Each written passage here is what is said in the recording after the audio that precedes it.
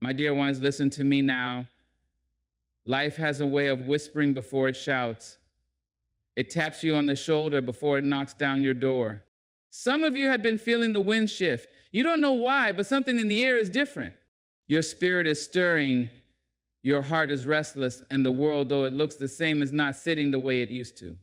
Let me tell you, that is no accident. That is the sound of your life preparing to bloom. Change does not come dressed in silk and pearls. No, my loves, change comes with its sleeves rolled up, ready to work. It rattles, it shakes, it stirs. And when it is close, so very close, you will feel it in ways that are quiet but sure. My dear ones, change does not come with a parade. It does not announce itself with trumpets or grand gestures. No, change is a whisper before it is a roar.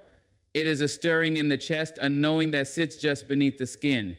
It is subtle, like the way the first hint of dawn creeps into the sky before the sun claims its rightful place. And if you are not paying attention, you might miss it. Some of you have been feeling that something shifting, something moving within you. You cannot quite name it, but you sense it. Perhaps it feels like restlessness, like an itch you cannot scratch, like an unspoken call urging you forward. You look around and nothing seems too different, yet deep inside, you know something is coming. Do not ignore this feeling. Do not brush it away. This is life tapping you on the shoulder, whispering, get ready. Growth never comes all at once. It does not rush in like a storm. It arrives in waves, gentle at first, testing your water, seeing if you are ready.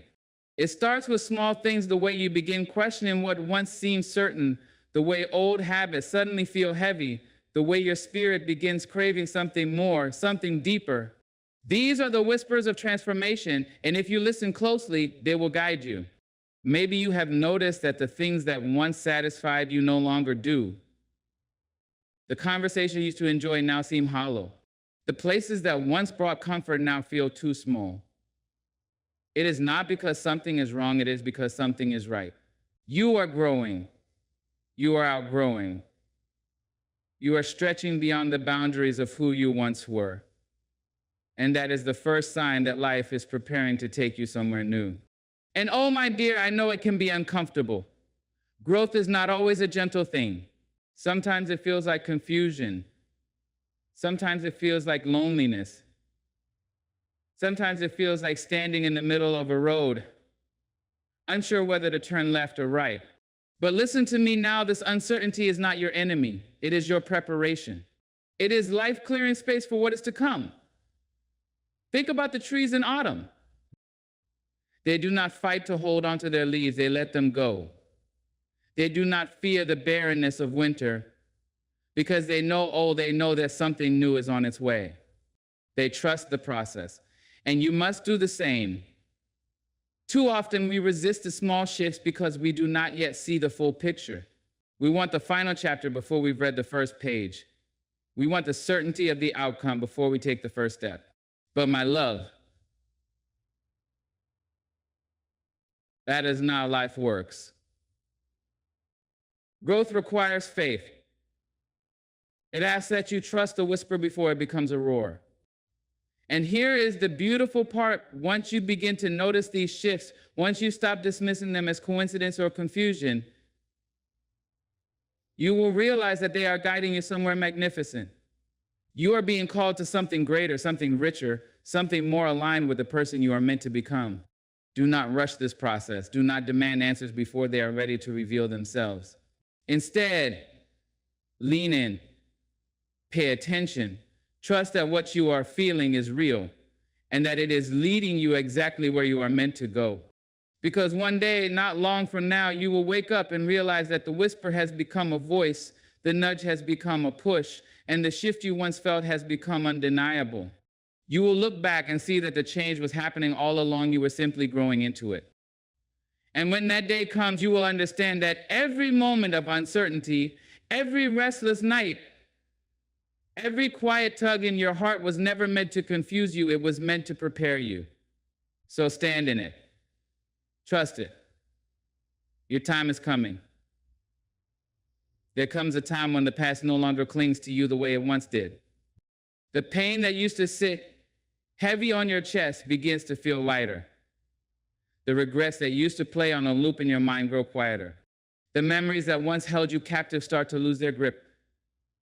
And when that happens, my dear, do not be afraid. That is not forgetting. That is freedom. You see, life moves forward, always forward. It does not ask your permission, nor does it wait for you to be ready.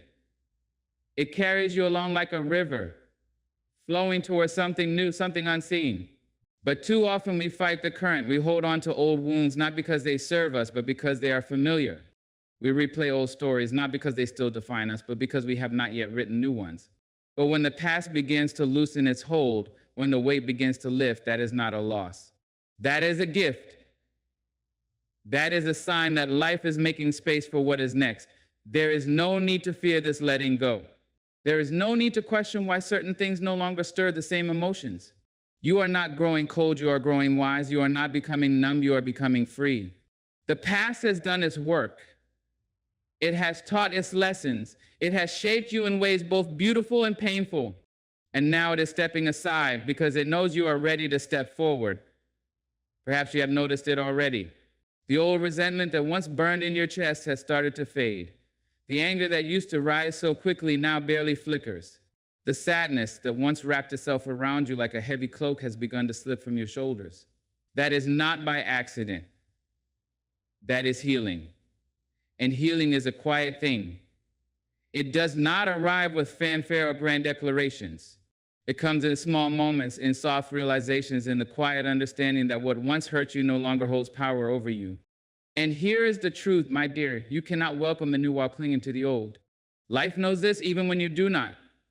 So it eases you into change. It does not rip the past away all at once. That would be too cruel, too sudden. Instead, it allows you to wake up one day and realize that what used to haunt you no longer does. The names that once brought pain now feel distant. The places that once triggered sorrow now hold no weight. The wounds that once felt impossible to heal have turned to scars, faint reminders of battles fought and won. And oh, how beautiful that is. Because scars do not mean brokenness. Scars mean survival. Scars mean you have lived through something and come out on the other side. And now with the past no longer holding you back, your arms are free to reach for what is ahead. This is not to say you will not remember. This is not to say there will not be days when an old song, an old scent, an old photograph brings a familiar ache. But that ache will not consume you. It will not pull you under. Because you are no longer living in that chapter, you are simply glancing back at it. And there is a difference, my love, between looking back and going back. So let it go. Not with bitterness, not with anger, but with gratitude. Thank the past for what it gave you, for what it taught you, for how it shaped you. And then turn your face toward what is coming. Because when the past loosens its grip, it is not a sign of emptiness. It is a sign that your future is making room. And my dear, there is something waiting for you on the other side of this release, something more beautiful than you ever imagined. Not everyone is meant to walk with you to the end of the road. Some people are placed in your life for a season, for a lesson, for a moment that shapes you, but not everyone is meant to stay. And when life is about to change, when you are stepping into a new chapter, the people around you will begin to shift. Some will fade, some will fall away, and some will arrive like they were sent just for this moment. Do not be afraid of this. Do not mourn the movement of people in and out of your life as if it is a loss. It is not a loss. It is alignment. Life knows who belongs in your next season. Life knows who will lift you, who will nourish you, who will pour into you instead of drain you. And so it rearranges things. It clears out the ones who no longer match your energy, the ones who keep you small, the ones who cannot see the vision you are growing into. This is not punishment. This is protection. And I know this part can hurt, because sometimes the ones who leave are the ones you thought would stay forever. Sometimes the distance grows between you and people you once held close. And sometimes, no matter how much you try to hold on, the hands you are grasping slip through your fingers. But my love, you must understand, not all departures are betrayals. Some are blessings in disguise. Some are simply life's way of making sure you do not carry what was meant to be left behind.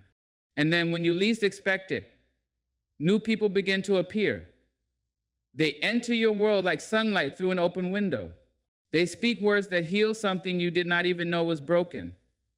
They remind you of things you had forgotten about yourself. They see you, really see you, in a way that others never did.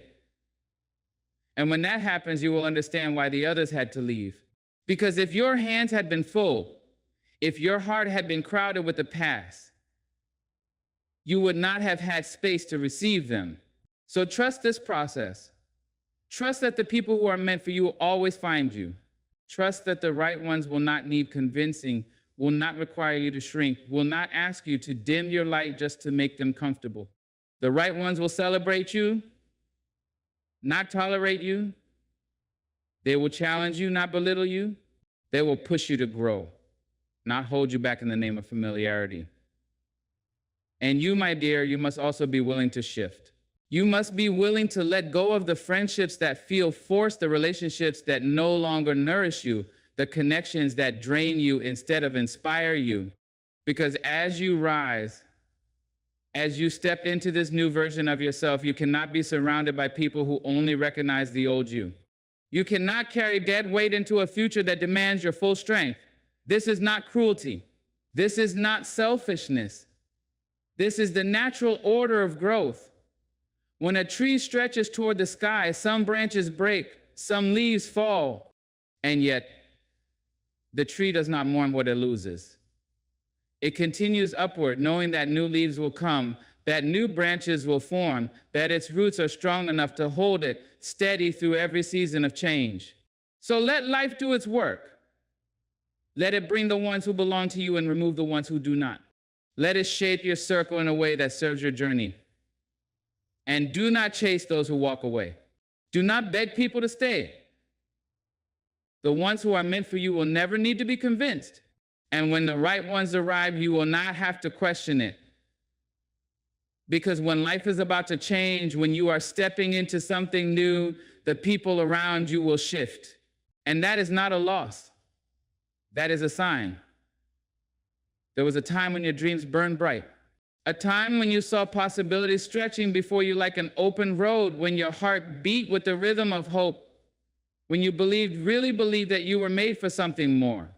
But life has a way of dimming that light. It distracts, it disappoints, it weighs you down with responsibilities and routines until one day you realize you have set your dreams aside, not because you wanted to, but because somewhere along the way you forgot how to believe in them. But hear me now, my dear, your dreams never left you. They have been waiting patiently in the quiet corners of your soul. They have been whispering your name in the stillness, nudging you in moments when you least expected it. And now, just when you thought they had faded for good, they are stirring again. That flicker inside you, that restless feeling, that deep, undeniable toil towards what name, that is your dreams waking up. Do not ignore this feeling. Do not brush it off as foolishness or wishful thinking. This is not coincidence. This is a sign. When a dream returns to you, when it refuses to stay buried, it is because it was never meant to die. Some dreams are planted so deep within you that no amount of time, no amount of hardship, no amount of doubt can erase them. They belong to you. They are you. And when they start calling again, it is because you are finally ready to answer. Maybe you feel uncertain. Maybe you are telling yourself it is too late, that the time has passed, that you are too old or too tired or too star to start again. But my love, listen to me, dreams do not come with expiration dates. There is no cutoff for the life you are meant to live. As long as there is breath in your lungs, as long as there is fire in your spirit, there is still time. And do not think you have to have it all figured out. Do not think you must see every step of the journey before you take the first one. Dreams do not work that way. They do not unfold all at once. They reveal themselves as you move. The path will not always be clear, but that does not mean it is not there. Trust the stirrings in your heart.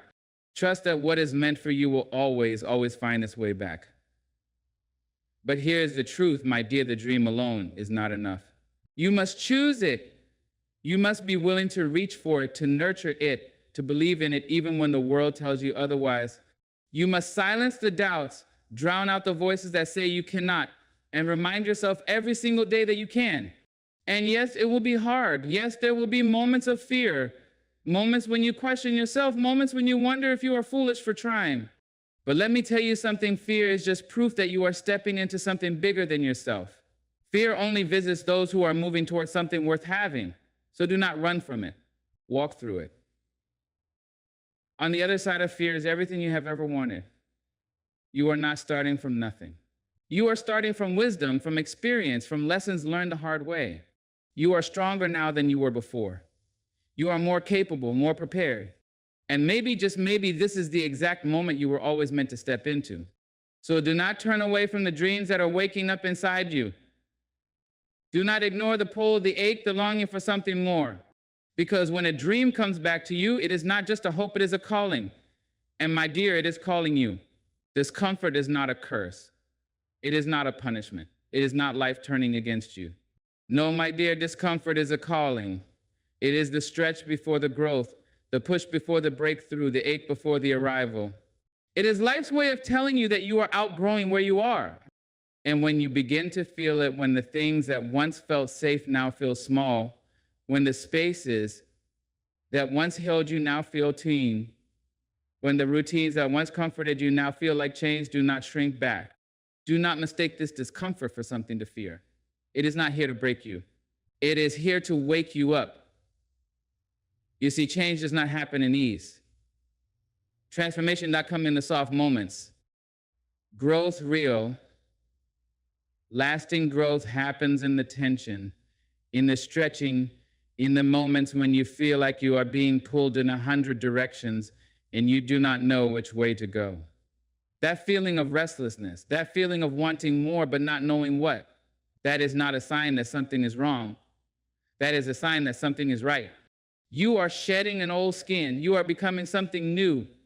And I know it can be uncomfortable. It can feel like standing in the middle of a storm, unsure of which way is home. It can feel like being caught between two worlds, the one you have outgrown and the one you have not yet stepped into. But hear me now, my dear, you were never meant to stay the same. You were never meant to fit neatly into one place, one role, one version of yourself forever. You are supposed to evolve. You are supposed to change. And discomfort is the whisper that tells you it is time. Maybe you have felt it creeping in. Maybe the job that once felt fulfilling now feels hollow. Maybe the people you once connected with now feel distant. Maybe the dreams you once chased no longer excite you in the way they used to. And maybe, just maybe, you have tried to ignore it. You have tried to convince yourself that things are fine, that you'd be grateful, that you should not want more. But my love, gratitude and growth can exist together. You can appreciate where you are and still know that it is time to move forward. Discomfort does not come to punish you, it comes to prepare you. It comes to push you toward the next version of yourself, the version that is waiting on the other side of fear. And yes, fear will be there. Fear will try to convince you to stay where it is safe, where it is known, where it is predictable. But safety is not the same as fulfillment. Familiarity is not the same as purpose. And if you let fear keep you still, you will never know what was waiting for you just beyond it. So do not resist this discomfort. Do not fight it, do not numb it, do not try to bury it under distractions. Sit with it. Listen to what it is telling you. Because when your soul begins to feel restless, when your heart begins to crave something more, when everything in you knows that where you are is no longer where you are meant to be, that is not something to run from. That is something to trust. And I promise you this, when you finally step into what is next, when you finally answer the call that discomfort has been whispering, you will look back and realize that every moment of unease, every moment of uncertainty, every moment of stretching was leading you here. You will see that the discomfort was not a burden, it was a blessing. It was the push you needed to rise. There is a shift happening, quiet at first, subtle like the first hint of dawn before the sun fully rises. You begin to notice it in small ways, words that once wounded you no longer sting. Habits that once held you back no longer tempt you. Doubts that once filled your mind now struggle to find a place to rest. It is not loud. It is not dramatic. it is a slow, steady awakening, a realization that you are not who you once were. Growth does not always announce itself with grand transformations. Sometimes it happens in the spaces in between one thought and the next, between one choice and another, between the person you were and the person you are becoming. And one day you wake up and realize you are responding differently to life. You are no longer so easily shaken. You are no longer willing to carry burdens that do not belong to you. You are no longer apologizing for the way you shine.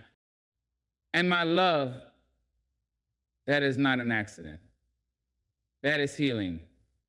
That is sealing. That is a quiet, powerful sign that your life is shifting in ways you once thought impossible. Maybe you have noticed it already. Maybe you have felt it in the way you no longer seek validation from places that never honored you. Maybe you have seen it in the way you stand a little taller, speak a little clearer, demand a little more from life.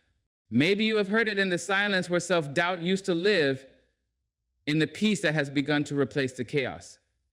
And maybe, just maybe, you have surprised yourself at how far you have come. You are making different choices now. You are no longer repeating old cycles, no longer entertaining the same empty conversations, no longer falling into the same familiar traps. You are seeing things more clearly, seeing yourself more clearly. And with that clarity comes a quiet strength, an unshakable knowing that you are no longer available for anything that does not serve your soul. And oh, how powerful that is. Because when you begin to act differently, when you begin to show up as the version of yourself who knows her worth, who knows her power, who knows what she brings to the table, life cannot help but shift to match that energy. The world responds to the way you carry yourself. And when you carry yourself with certainty, with purpose, with unwavering belief in who you are, doors that once remained shut begin to open. This is not by accident. This is not a coincidence. This is what happens when you do the work, when you stop waiting for change to come from the outside and instead cultivate it within. You have been planting seeds all this time, even when you did not realize it. Every time you chose to rise instead of shrink, every time you set a boundary instead of bending to please other, time you chose healing over repeating the past, you were laying the foundation for this moment.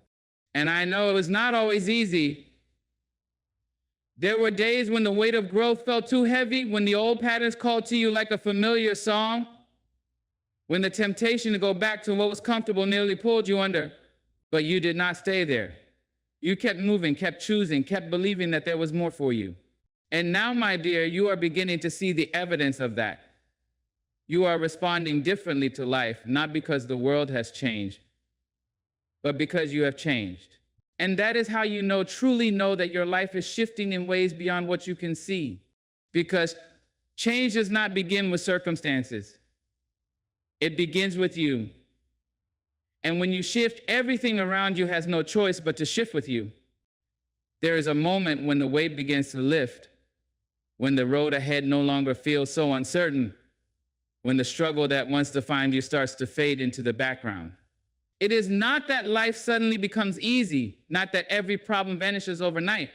No, the challenges still come, the storms still roll in, but something inside you has shifted. You are no longer fighting against the current, you are moving with it. You are no longer grasping, no longer chasing, no longer forcing. Instead, you are allowing. You start to notice the signs, the synchronicities, the way things fall into place when you stop trying to control them. Opportunities arrive that you did not even see coming. People enter your life who speak to the exact part of you that needed to hear their words. Doors open, not because you forced them open, but because you finally believed you were worthy of walking through them. There is a sense of flow now, a rhythm to your days that was not there before. Decisions come with more clarity. You do not second guess yourself the way you once did. You trust, how you trust your own intuition, your own path, your own unfolding. And this trust, this deep, unwavering knowing that everything is happening for you, not till you changes everything. It is not that life becomes perfect. It is that you have found peace, even in the imperfect moments. You no longer react from a place of fear. You no longer shrink to fit into spaces that were never meant for you. You no longer hold on to what is not meant to stay. You have learned through every trial, through every season of waiting, through every moment of doubt, that what is meant for you will always, always find its way. And so you let go. You release the need to control, the need to force, the need to chase. You surrender not in defeat, but in trust. You understand now that life has been guiding you all along. That every twist, every setback, every closed door was not a punishment, but a redirection. And now standing here, looking back, you see it so clearly. Every moment, even the hardest ones, were leading you to this place. There is ease where there was once resistance. There is faith where there was once doubt. There is joy, not the fleeting kind. Not the kind that depends on outside circumstances, but the deep, steady kind that comes from knowing who you are, from knowing where you are headed, from knowing that you are exactly where you are meant to be. And that, my dear, is how you know your life is changing. Not because everything suddenly becomes perfect, but because you have become different. You have become aligned. And when you are aligned, when you are open, when you are no longer resisting the flow of your own becoming, life meets you there. It meets you with grace, with possibility, with everything you once thought was out of reach. And that is when you realize it was never out of reach at all. It was always waiting for you to be ready. And so here you are standing on the edge of something new, something vast, something that has been waiting for you all along. You have felt the shifts, the stirrings, the undeniable pull toward more. You have seen the signs, heard the whispers, felt the quiet, steady transformation within you. And now, my dear, it is time. Time to trust, time to step forward, time to embrace the life that has been calling your name. You are ready. Not because the path is perfectly clear, not because every fear has disappeared, but because you have learned that growth does not wait for certainty. It asks only for courage.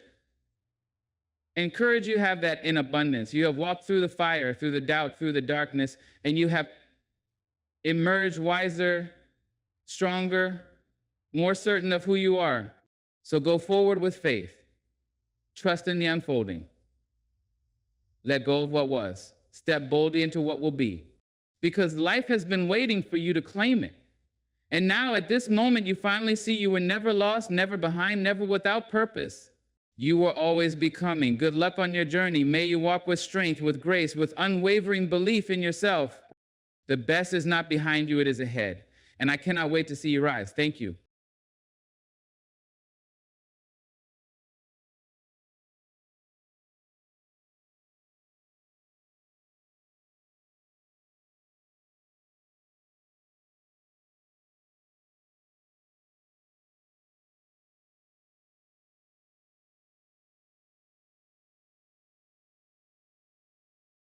A meeting of minds, a reaching across the silence to say, I see you, I hear you, I'm here.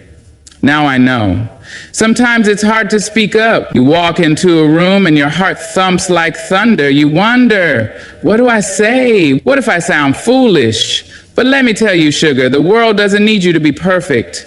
It needs you to be present. It needs your courage. It needs your voice. There are 7 ways, yes, 7 little keys that can open up even the hardest heart.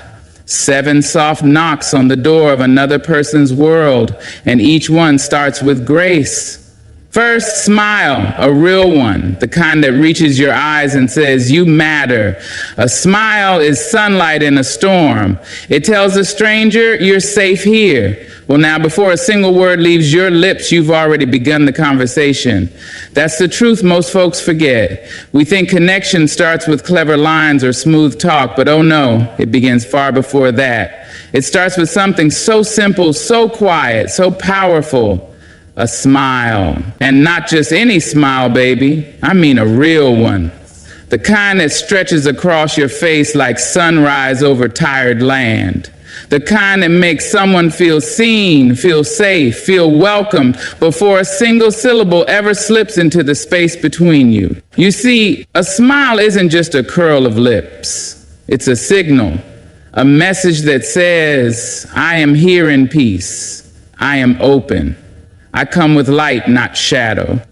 When you smile with sincerity, people don't just look at you, they feel you. You offer them a small piece of grace. And Lord knows this world could use more grace.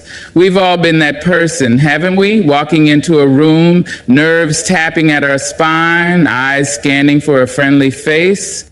You don't need a speech in that moment. You need someone, anyone, to soften the air around you. And often, it's just one smile that does it. One kind expression freely given that says, "Come on in. You belong." Now let me say this, it's not about being fake. Oh no, the world has enough masks and mirrors. What we're after is genuine warmth. That kind of goodness that lives in the soul and shines through the eyes. A forced smile, one pasted on out of habit or fear, doesn't carry the same power. Folks can feel the difference. But when you smile because you want to, because you care to, because you choose to meet another human where they are, that's when you're speaking love without saying a word. And don't you underestimate what that can do. You may never know whose day you change with just that simple gesture. Maybe they were carrying sorrow like a stone. Maybe they were questioning their worth. Maybe they hadn't felt seen in a very long time. And then you smiled. You, a stranger, looked at them like they mattered. And in that quiet moment, something heavy inside them shifted. It's easy to walk through the world with your guard up. We've all been bruised a little. But you've got to understand, everyone else has too. We're all out here trying to find our way, trying to feel okay, trying to hold on to whatever hope we can carry. So when you meet people with light instead of fear, you invite them to drop their armor. You make room for something real. And yes, sometimes folks won't smile back. Sometimes they'll be too wrapped up in their own shadows to receive it. But that's not your burden. You give your light anyway. Because light is not wasted just because it's not returned. It still shines. It still warms. It still blesses. That smile of yours, that's your first word. Your first handshake. Your first offering. It's your way of saying, I see you and I greet you with kindness. And kindness, that's never small, that's never weak, that's holy work, sugar. So when you're out there thinking about how to start that conversation, how to reach across that unfamiliar space, start with your face, start with your eyes, start with your smile. Let it be real, let it be warm, let it be your first language. Because once that smile opens the door, child, the words will find their way. Now that your smile has opened the door, the next step, well, that's where the magic deepens. Because once you've welcomed someone with warmth, the next move is to ask. Not just speak, not just fill silence, but truly ask. Ask with heart, not habit. You see, questions are powerful things. They are invitations, open hands stretched out saying, tell me who you are. Let me know what stirs in you. A shallow question can pass the time, sure, but a real question, one born of honest curiosity, that's where connection begins to bloom. Far too often we ask out of routine, how are you? What do you do? Where are you from? Now, there's nothing wrong with those words on their own, but when they're asked without real listening behind them, they become dust. Empty, just noise. And baby, we got enough noise in this world already. But when you lean in and ask like you mean it, ooh, now we're talking. A real question is like a key unlocking something tender in the other person. It's your way of saying, I'm not just passing time here. I care about your answer. I want to know your world. Let your questions come from a place of wonder, not from a script. Ask, what made you smile today? Ask, what's something that's been on your heart lately? Ask, what's a dream you've tucked away for too long? These aren't fancy words, they're real. And real gets remembered. When someone feels truly asked, not just spoken to, but invited, they begin to let their guard down. That's when the walls drop and the truth starts to pour out like water through a crack. Because deep down, every soul wants to be understood. Every heart is aching to be known. We are not here just to exchange pleasantries. We are here to reach each other. But you've got to be willing to go first, to be bold enough to ask something that matters, to go a little deeper, and know it won't always land. Some people won't be ready to open up. Some folks might give you a short answer and move along, and that's all right, because asking with heart isn't about control. It's about offering presence. And when you do it often enough with patience, with sincerity, you'll find that most people do want to open up. They're just waiting on someone brave enough to knock gently on the door. And that someone sweet thing could be you. Don't worry about being perfect. Don't fuss over sounding wise or clever. Let your questions be simple, honest, and kind. That's more than enough. Because when your heart is in the asking, the other person feels it. And that feeling is what matters most. This isn't about strategy, it's about soul, about showing up for each other in a world that's often too busy to notice. When you ask someone a real question, you're not just starting a conversation, you're planting a seed of trust, a seed of care. And if you water it with attention and kindness, it just might grow into something beautiful. So after you smile, and I mean truly smile, don't let the moment drift away. Ask something gentle, something honest, something that says, I'm here for more than surface. I'm here for the truth of you. And whether they answer with a whisper or a waterfall, you hold space. Because that, my dear, is the kind of conversation the world needs more of. And when you've smiled with real warmth, when you've asked with a heart wide open, there comes a moment, the most important moment of all, when you stop speaking and simply listen, not with your ears alone, no, not halfway, not distracted, but fully, deeply, like the person in front of you is the only voice in the world, and their words are water to thirsty ground. Because when you truly listen, you are saying, you matter, your story matters, and I am here to witness it. Listening, real listening, is a rare gift. Most people don't receive it, not often. We live in a loud world. Everybody's trying to be heard, trying to be seen, trying to shout above the noise, but very few are truly heard. And that's what you have the power to give if you're willing to be still and receive. Now, don't confuse listening with waiting your turn to talk. That's not it. That's just silence in disguise. Real listening isn't about what you'll say next. It's about what they are saying now. It's about hearing not just the words, but the meaning beneath them. It's tuning in to the tremble in a voice, the pause between sentences, the ache wrapped up in a sigh. Sometimes people don't know how much they need to be heard until someone listens that way. With attention like sunlight, steady and soft. You can see them unfold right in front of you like petals to the morning, because when someone finally feels heard, they feel valued, they feel real. And my goodness, isn't that what we all want? But you've got to be present to catch it. That means putting down your phone. That means looking into their eyes. That means letting go of rehearsed replies and stepping into the wild honesty of the moment. Don't rush to fix, to respond, to advise. Just listen, just be, and you'll learn something too.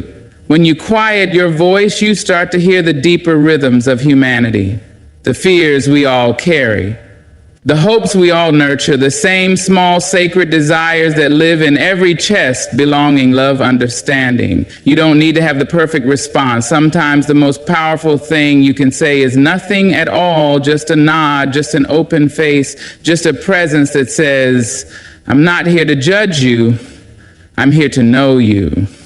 That kind of listening is healing. It's holy. It turns ordinary conversations into sacred ground. And the more you practice it, the more you begin to notice how much people open up when they feel safe, when they feel seen. It doesn't take a fancy vocabulary or a silver tongue to have a meaningful conversation. It takes a willing heart and quiet attention. When you listen like their story is gold, people feel it in their bones. They remember it, they trust you more, and trust, darling, that's the root of all connection. Now, this doesn't mean you always understand everything being said. That's all right. Listening isn't always about agreement. It's about respect. It's about holding space for another person's experience, even when it's different from your own.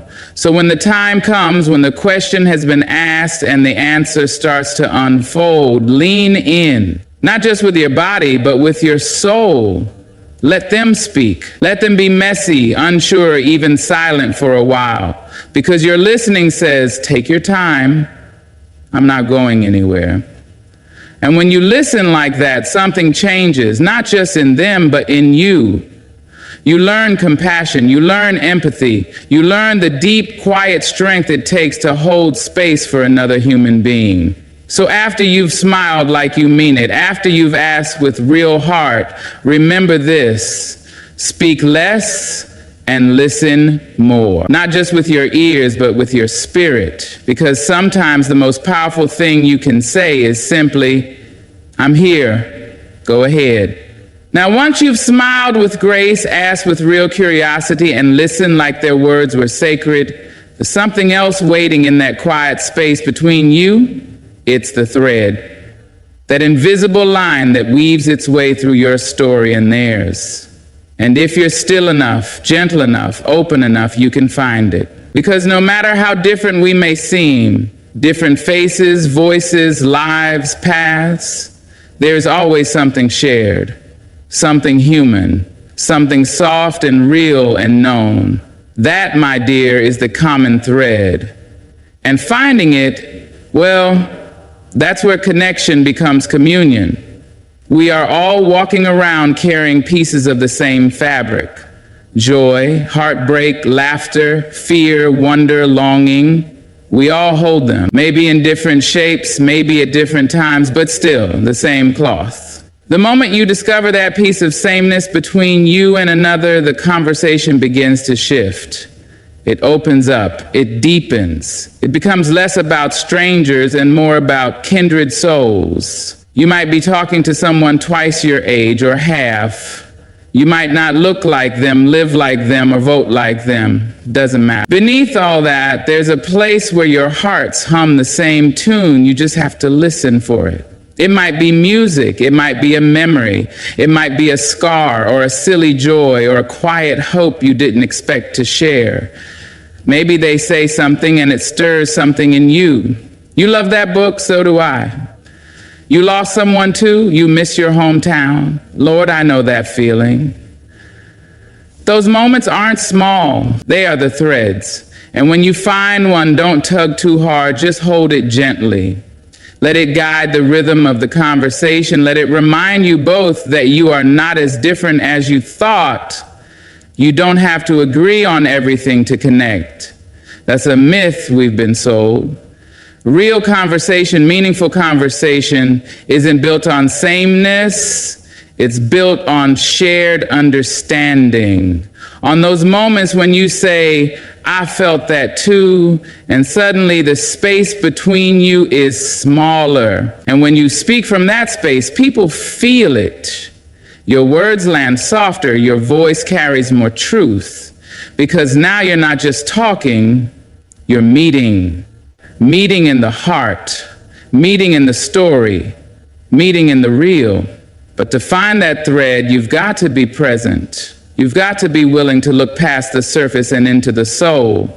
That means not rushing to respond. That means not jumping to conclusions. That means sitting with someone's words long enough to see where they brush up against your own. And when you find that thread, honor it.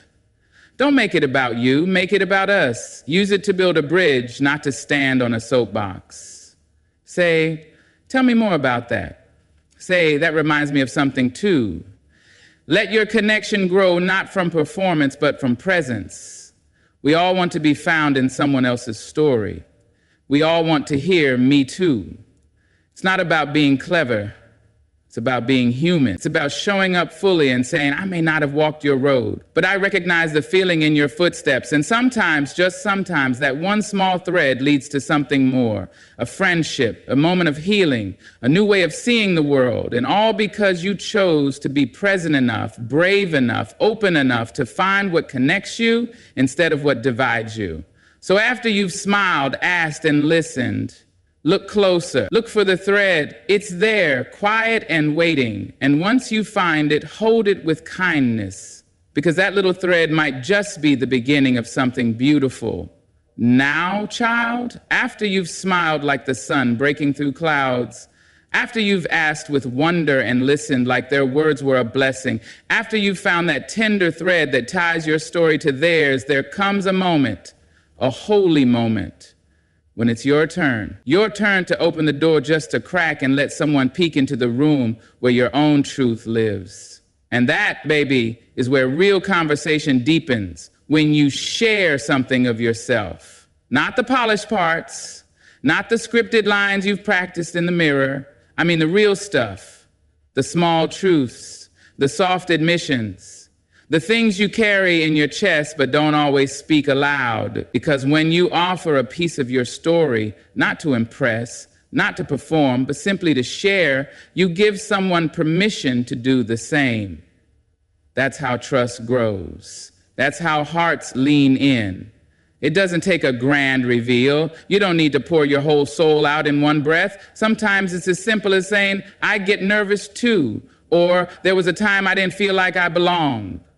Or even, I've had to start over more than one. You see, vulnerability isn't weakness, no ma'am. It's the strongest thing you've got. It's courage dressed in softness. It says, I trust you with this little piece of me, and I believe you'll treat it kindly. And when you do that, when you let your guard down just enough, the other person feels it. They don't just hear your words, they feel your humanness. And that, sugar, is what makes conversation unforgettable. Because people don't connect with perfect, they connect with real. With the shaky laugh, the quiet truth, the little scars we carry, and the light that shines through them. When you speak from that place, when you offer your truth gently, it makes room for someone else to breathe. And let me tell you, in a world that teaches us to armor up, to smile wide and stay guarded, that kind of openness is rare. It's precious. It tells the person in front of you, you don't have to perform here. You don't have to pretend. You're safe to be real with me. Now, of course, you've got to be wise. Not every space deserves your whole story. But even in brief moments, you can offer something honest, something true. And you'll find that it doesn't push people away. It pulls them closer. Because the truth is magnetic. It hums in the air when it's spoken from the heart. You're not just talking now. You're creating something sacred. You're building a space where someone else might say, I felt that too. And suddenly the conversation isn't just words anymore, it's soul meeting soul. And don't think you have to be all put together to do this. You don't need the right words or the perfect tone. What matters is that you show up honestly, speak from your center, not from your mask. People can spot a script from a mile away, but truth gets heard even in a whisper. So maybe you say, I struggle with that too. Maybe you share something you're still figuring out. Maybe you laugh at your own missteps or admit that you don't have all the answers. That's not weakness. That's strength, honey. That's presence. That's love in action. When you share a piece of your story, something sacred happens. You become more than just a voice in the air. You become a living, breathing reminder that none of us are alone in this big, wild, beautiful mess of life. So after you've smiled and asked, after you've listened and found the thread, don't be afraid to offer a piece of yourself. Let your story walk gently into the conversation. Let your truth be the bridge. And in doing so, you just might open a door someone else has been too afraid to knock on. So now you've smiled with soul, you've asked with heart, you've listened like their words were a prayer. You've found that golden thread that ties you together, and you've opened yourself up, shared your truth with trembling grace. But baby, don't stop there. There's one more light to carry with you through every conversation, one that turns even the briefest encounter into a balm for and that's kindness. Let your words be dipped in it. Let your tone be brushed with it. Let your presence radiate it. Because kindness is not small. It's not an afterthought. It's not weak. Kindness is mighty. It's movement. It's medicine. Now, when we talk, we often focus so much on what we want to say, what we want to be understood. But when you speak with kindness, your words carry something deeper than understanding. They carry compassion, and compassion stays. Long after the details are forgotten, people remember how you made them feel. And sugar, let me tell you, in a world that can be sharp-edged and hurried, your kindness can be the softest place someone lands all day. There might be a warm word, a thoughtful pause, a gentle tone. It might be saying, take your time when someone's struggling to find the words. It might be hearing what wasn't said and responding with grace anyway. Kindness in conversation isn't just about what you say. It's about how you see the other person. See them as whole, even if they're hurting. See them as worthy, even if they're messy. See them not as a problem to fix or a story to top, but as a soul with depth and light, just like you. And when someone opens up to you, even just a little, whether it's a whisper of pain or a flicker of joy, you hold it gently. You protect it. That's kindness too. Knowing that every word someone gives you is a kind of offering and not taking it for granted. You might think that kindness is easy, that it just happens, but real kindness, the kind that's rooted in presence and humility, that takes intention. It means slowing down. It means choosing softness when it'd be easier to rush or judge or deflect. It means being generous with your attention, your empathy, your silence. Kindness shows up when someone forgets their point and you help them feel okay about it. It shows up when someone says something clumsy and you respond not with ridicule but understanding. It shows up in laughter that invites, not excludes, in eye contact that says, I see you, I'm here. And here's the thing, you don't know what someone's carrying when you meet them. You don't know what battles they've fought just to stand in front of you. Your kindness might be the one bright thing in a dark day. Your kindness might remind them that the world can still be gentle, but don't offer it for applause. Don't serve kindness with strings attached.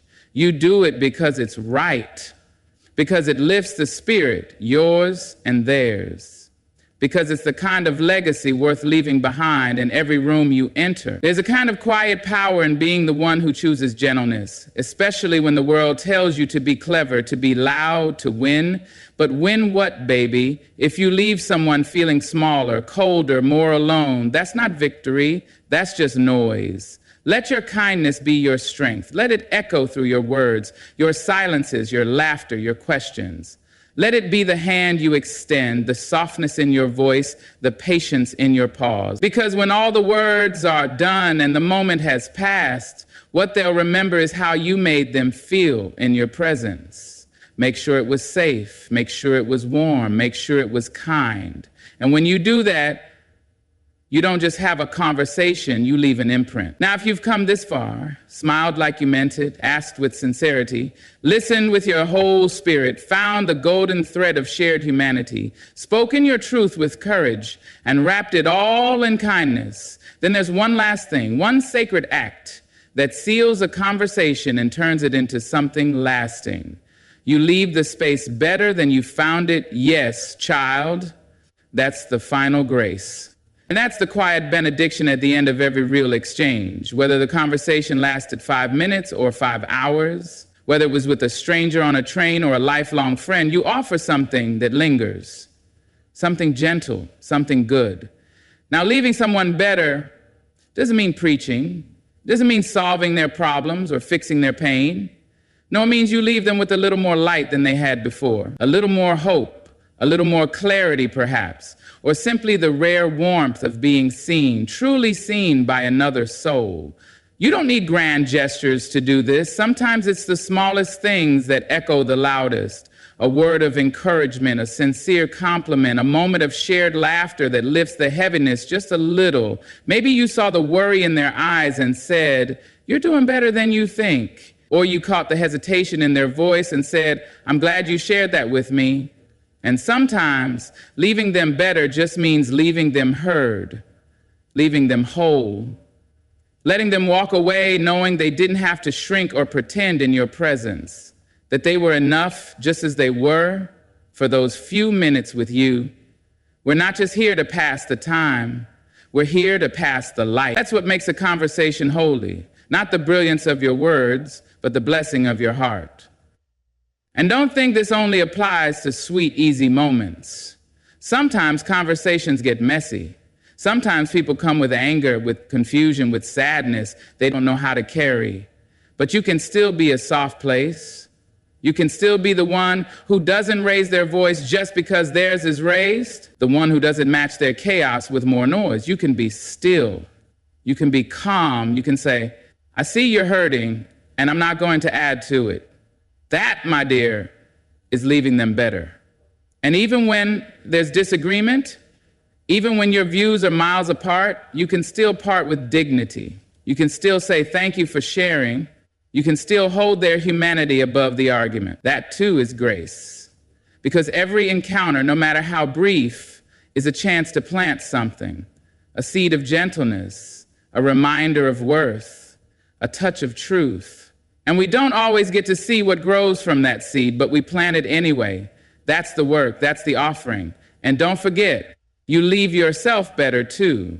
Every time you speak with kindness, every time you show up honestly, every time you choose connection over performance, you become more of who you were made to be. These conversations, they shape you as much as the other person. They soften your rough edges, stretch your empathy, widen your world. We were not put on this earth to outtalk one another.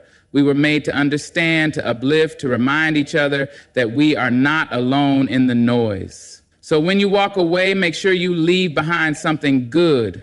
Let them carry a piece of your peace. Let them remember how it felt to be in the presence of someone who cared. Let your presence be a prayer they didn't know they needed. And when you've done that, when your words have been a comfort, when your silence has been respectful, when your truth has been shared and your kindness made room for theirs, you will have truly spoken. That, love, is how you make a conversation with anyone. So now you know, sweetheart, conversation isn't just about talking.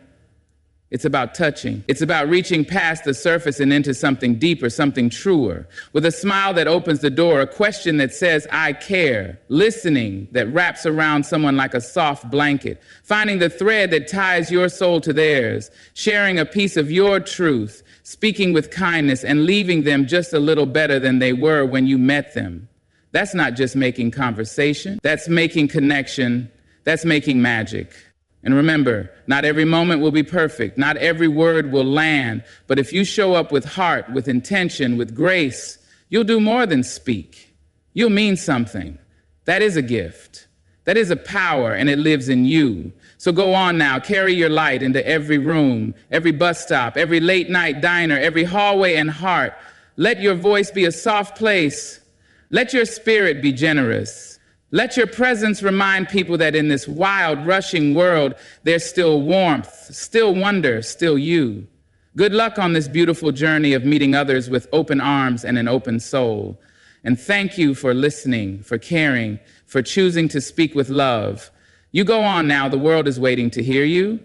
Thank you. Ladies, gentlemen, today I will tell you about the signs or things which your loved one feels when you disappear after getting hurt. My dear ones, listen close.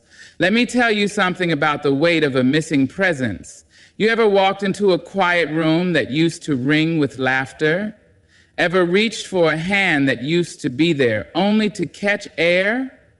That's what happens when you go missing from a soul that once held you dear. Now, I don't mean the kind of vanishing where you go chasing peace, chasing dreams, chasing your own salvation. No, I'm talking about when you pull your light away from someone who took it for granted, when you leave them to sit with the shadow of what they lost. Oh, they feel it. And don't you doubt it for a second. At first, they don't even know what's happening. It's like stepping outside and realizing the sun isn't shining, but the sky is still blue. Something is wrong, but they can't name it. They call your phone, they check their messages, they replay the last conversation. Was there something they missed? Did you give a sign, a warning, a whispered goodbye between your words? They scan their memories like an old book with pages worn from too many turns, looking for the place where they went wrong. See, when you simply disappear, it isn't loud, it doesn't shake the walls. It doesn't scream or demand attention. No, it settles in slow, like fog creeping over a river at dawn. They expect to see you, hear you, feel you there, but you are not. And that silence, that space where you used to stand, they leaves them bewildered. They tell themselves, maybe they're just busy. They wait for a reply that doesn't come, an explanation that never arrives. Days pass, and the absence gets heavier, but still they resist believing it. Because surely you wouldn't just leave like that. Surely if you were gone for good, they would have known. They would have felt it coming. But that's the thing. People don't always see what's slipping through their fingers until their hands are empty. And when the truth starts to settle in, the confusion grows sharper. They wonder if they did something wrong, but they can't put a finger on it. Was it something they said? Something they didn't say? A moment they failed to recognize, a hurt they didn't mend. Their mind becomes a maze of possibilities, each turn leading them further from the certainty they crave. The worst part is confusion carries hope, the kind that fools them into thinking, maybe this isn't real. Maybe it's just a misunderstanding. Maybe tomorrow everything will go back to the way it was. So they wait, they send a message, a small one just to see. A test, a question, an open-ended invitation for you to return. And when nothing comes back, they send another. Each time, the silence answers louder than before. Oh, but confusion doesn't sit still. It twists, it turns, it becomes frustration, then doubt, then anger at the very air for keeping your reasons a secret. Because if only they knew why you left, why you pulled away, why the space between you grew until it became a chasm they couldn't cross, then maybe they could fix it. Maybe they could rewrite the past, undo whatever it was that sent you walking away. But you see, some lessons don't come wrapped in explanations. Some absences are the answer themselves. They may never know exactly what moment sealed your decision, which overlooked kindness was the last straw, which quiet hurt went unnoticed until you had no choice but to leave. And that is the hardest part for them to accept. Because understanding gives comfort even when the truth stings. But when you simply disappear, you leave them with questions that have no home, no place to rest. They carry them like loose threads, pulling and pulling, hoping to weave them into something whole. But all they get is unraveling. And so, my dear ones, they feel it. They feel it in the weight of every unanswered call, in the emptiness of every unreturned message. They feel it in the way the world looks the same but doesn't feel right anymore. They feel it in the hollow of their chests, in the restless tossing at night, in the moments when they almost reach for you before remembering you are gone. Listen close. Let me tell you something about the weight of a missing presence. You ever walked into a quiet room that used to ring with laughter? Ever reached for a hand that used to be there only to catch air? That's what happens when you go missing from a soul that once held you dear. Now, I don't mean the kind of vanishing where you go chasing peace, chasing dreams, chasing your own salvation. No, I'm talking about when you pull your light away from someone who took it for granted, when you leave them to sit with the shadow of what they lost. Oh, they feel it. And don't you doubt it for a second. Regret doesn't come all at once. It creeps in slow like a song played too softly in the background. There, but not yet loud enough to notice. At first, they move as if nothing has changed. They tell themselves, you'll be back. They tuck the thought of you into the corner of their mind where it doesn't hurt. But absence has a way of growing. It starts as a quiet space and then stretches out, filling the room, filling the days, filling the silence until they can't ignore it any longer. And then it hits them. They sit alone and hear your voice in the things they used to dismiss. They walk past places where you once stood, and suddenly the air feels different, heavier. They think of the times they should have stayed instead of walked away. the times they should have listened instead of spoken, the times they should have reached for your hand before it slipped away for good. They remember the messages left unread, the calls they ignored, the moments when you needed them and they were too busy, too distracted, too wrapped up in themselves to notice. They replay conversations, searching for the moment they should have softened, for the place where they should have said, I hear you, I see you, you matter. But regret is not a time machine. It does not let them go back. It only lets them feel the weight of what they can no longer change. And then come the if onlys. If only I had called back. If only I had apologized. If only I had held on just a little tight. If only I had told them how much they meant before it was too late. Oh, but time does not wait for if onlys. It moves forward and it leaves them behind, clutching regrets like loose threads they can never weave into something whole again. They wonder if you ever think of them, if you remember the good times or only the hurt. If there's a part of you that still lingers in the places you once shared. They wonder if they had done one thing differently, would you still be here? Would you still be theirs? Regret is a cruel teacher. It does not whisper gentle lessons. It delivers hard truths. It forces them to see the love they neglected, the kindness they assumed would always be there, the presence they thought they could take for granted. And they realize, too late, that nothing in this world is promised, not even the ones who once loved them beyond measure. So they sit with it, that heavy aching thing inside them. They sit with the words they wish they had said. They sit with the memories of you walking away, not knowing it was the last time. They sit with the love they didn't give enough of, and oh, how it burns. My dear ones, absence has a way of making itself known, whether they want to acknowledge it or not. It moves in like a slow creeping wind, slipping through the cracks of their days, settling into the quiet spaces where you used to be. They don't notice it at first, too distracted by the noise of their own lives, too sure that you'll come back, that nothing has really changed. But oh, change doesn't ask for permission, and neither does loneliness. At first, they tell themselves it's nothing, just a moment, a passing feeling. They feel their time, surround themselves with people, drown the silence in music, conversations, distractions of every kind. But loneliness doesn't leave that easily. It waits for them in the quiet moments, in the pauses between laughter, in the space between one thought and the next. They reach for their phone, half expecting to see your name, to hear your voice, to feel your presence again, but there's nothing. Just an empty screen, just a void where you used to be. And then it starts to sink in. The weight of your absence, the hollow feeling where something warm and familiar once existed. The realization that the world hasn't stopped for your departure, but something inside them has shifted.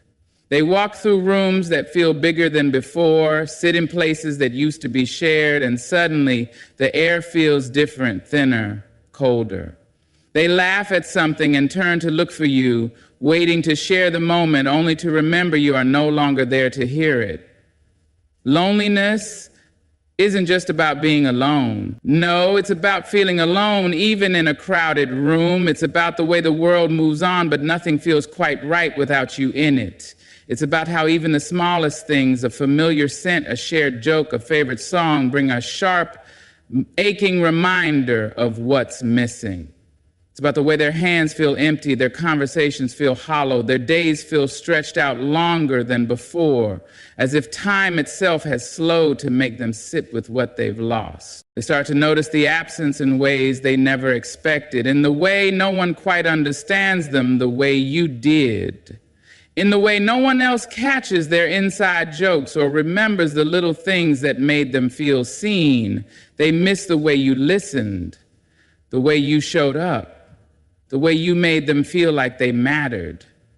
And suddenly no amount of company can replace the space you left behind. Oh, they try to fill it. They try to find replacements, distractions, anything to ease the ache of your disappearance. But loneliness is not a thing that can be outrun. It follows them home, settles in beside them in the late hours of the night, wraps around them like a heavy coat in the cold. It makes the world feel dimmer, quieter, less alive. It reminds them again and again that some people are not replaceable. Some bonds are not so easily forgotten. They think back to the moments they took for granted, the times they assumed you would always be there, the nights they left you waiting, the calls they ignored, the messages they meant to reply to but never did. And now they would give anything to hear from you, to sit across from you, to feel the warmth of your presence just one more time. But loneliness does not grant second chances. It only leaves them with the echoes of what once was, and the knowledge that they can never quite go back. So they sit with it.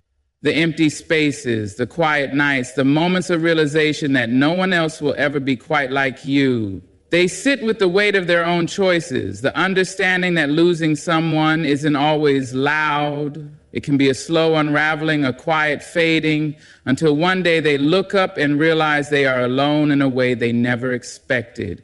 My dear ones, absence is a strange thing. It does not always come with thunder, with grand exits or final words. Sometimes it is quiet. Sometimes it seeps in so gently that they don't even recognize it at first. They go about their days believing nothing has truly changed, believing you will return, believing this is just a pause and not an ending. And that, my dear ones, is denial.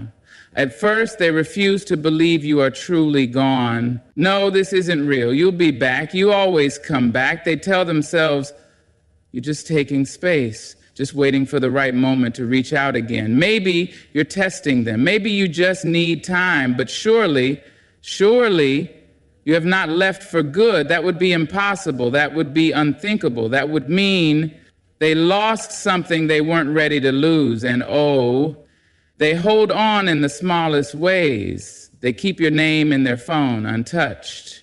They scroll through old conversations, reading your words over and over, looking for proof that this isn't over. They tell themselves you are busy, that life has simply pulled you away for a little while. They check your social media, your last seen status, any sign that you are still there, still existing in a world close enough to reach. They whisper your name in their mind, hoping that if they think of you hard enough, you will feel it and come back. Denial wraps around them like a warm blanket, shielding them from the cold truth.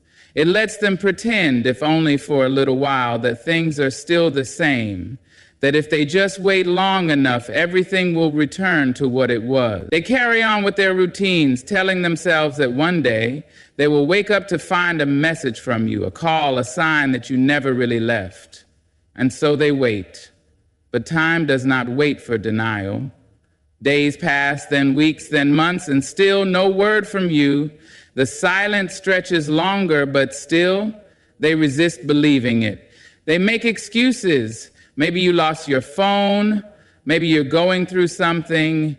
Maybe you just need space. They build stories in their mind to protect themselves from the truth. Because the truth is too heavy. The truth would mean accepting that they lost you, but cracks begin to form. A moment comes when they reach out and realize the message they sent sits unread, untouched. A moment when they see you moving forward without them, when they hear your name from someone else's lips and understand that life is carrying you somewhere they cannot follow. And still they fight against it. They tell themselves it's just a phase, a misunderstanding, a temporary distance that will close if only they are patient enough. Oh, but denial cannot hold forever. It can only delay what is coming. And one day, when they least expect it, reality forces itself through. Maybe it's the sound of your laughter in a stranger's voice, a passing scent that reminds them of you, a moment when they reach for their phone before remembering there is no one left to call. Maybe it's the realization that they have been waiting for something that will never come. And when denial finally shatters, when the truth stands bare before them, it is not gentle. It does not offer comfort. It does not ease the pain. It rushes in like a tide, sweeping away the illusions they built, leaving them exposed to the full weight of your absence. They see at last that you are not coming back, that the door has closed, that the time for waiting is over, and oh, how it hurts. They sit with the echoes of their own disbelief, with the weight of the truth they tried so hard to avoid. They wonder how they did not see it sooner, how they let themselves believe in something that was already gone. They grieve not just for losing you, but for losing the comfort of pretending that they hadn't. Absence has a way of speaking louder than presence ever could. It lingers in the spaces where laughter used to be, in the silences that stretch just a little too long. And for the ones left behind, for those who never thought you would truly leave, guilt comes creeping in, slow at first, like a whisper they try to ignore. But guilt is patient.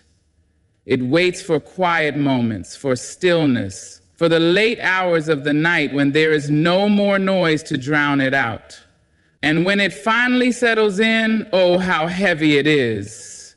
At first, they tell themselves they did nothing wrong. No, it wasn't their fault. People drift apart, life gets in the way, everyone gets busy. But guilt is not so easily reasoned with. It reminds them of all the ways they could have done better, been better.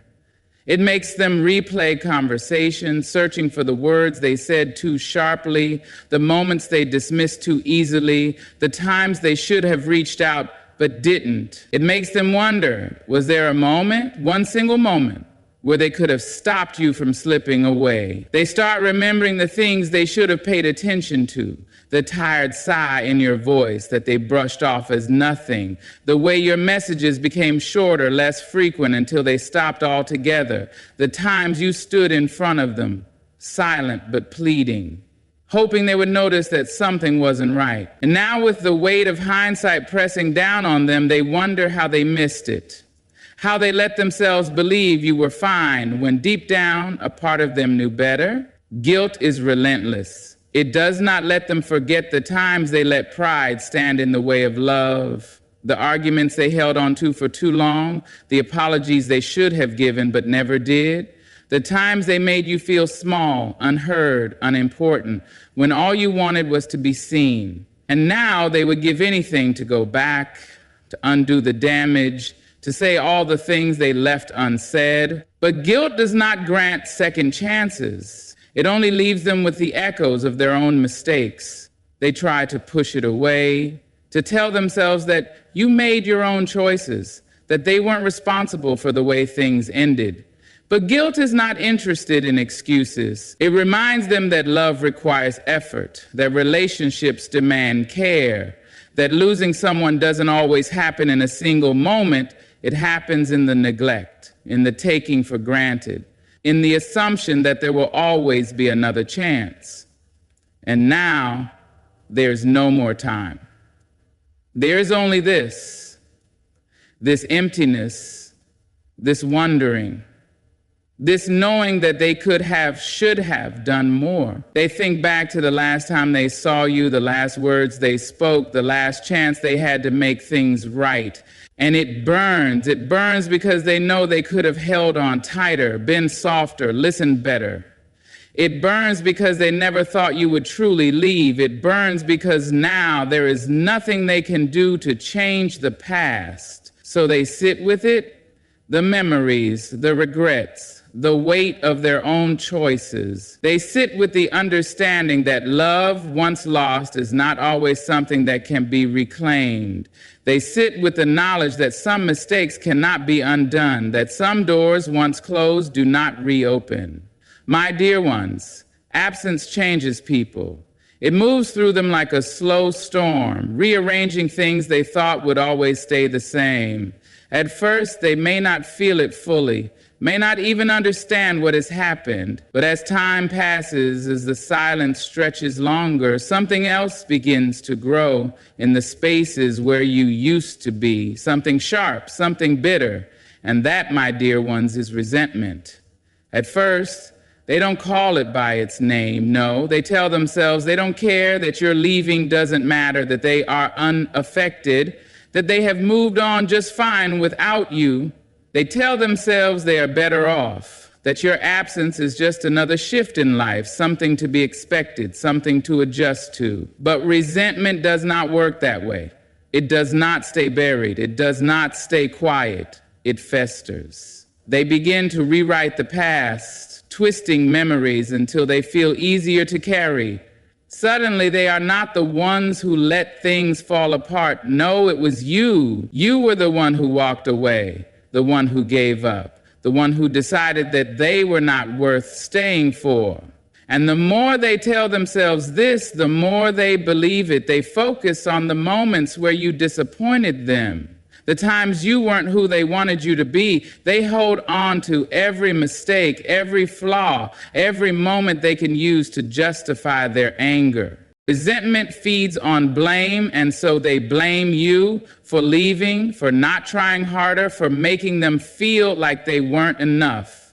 They remember the times they needed you and you weren't there, the moments they reached out and felt ignored, the days they spent wondering if they ever truly mattered to you, and the more they think about it, the more they convince themselves that you never cared at all, that all the love, all the connection, all the years, none of it was real.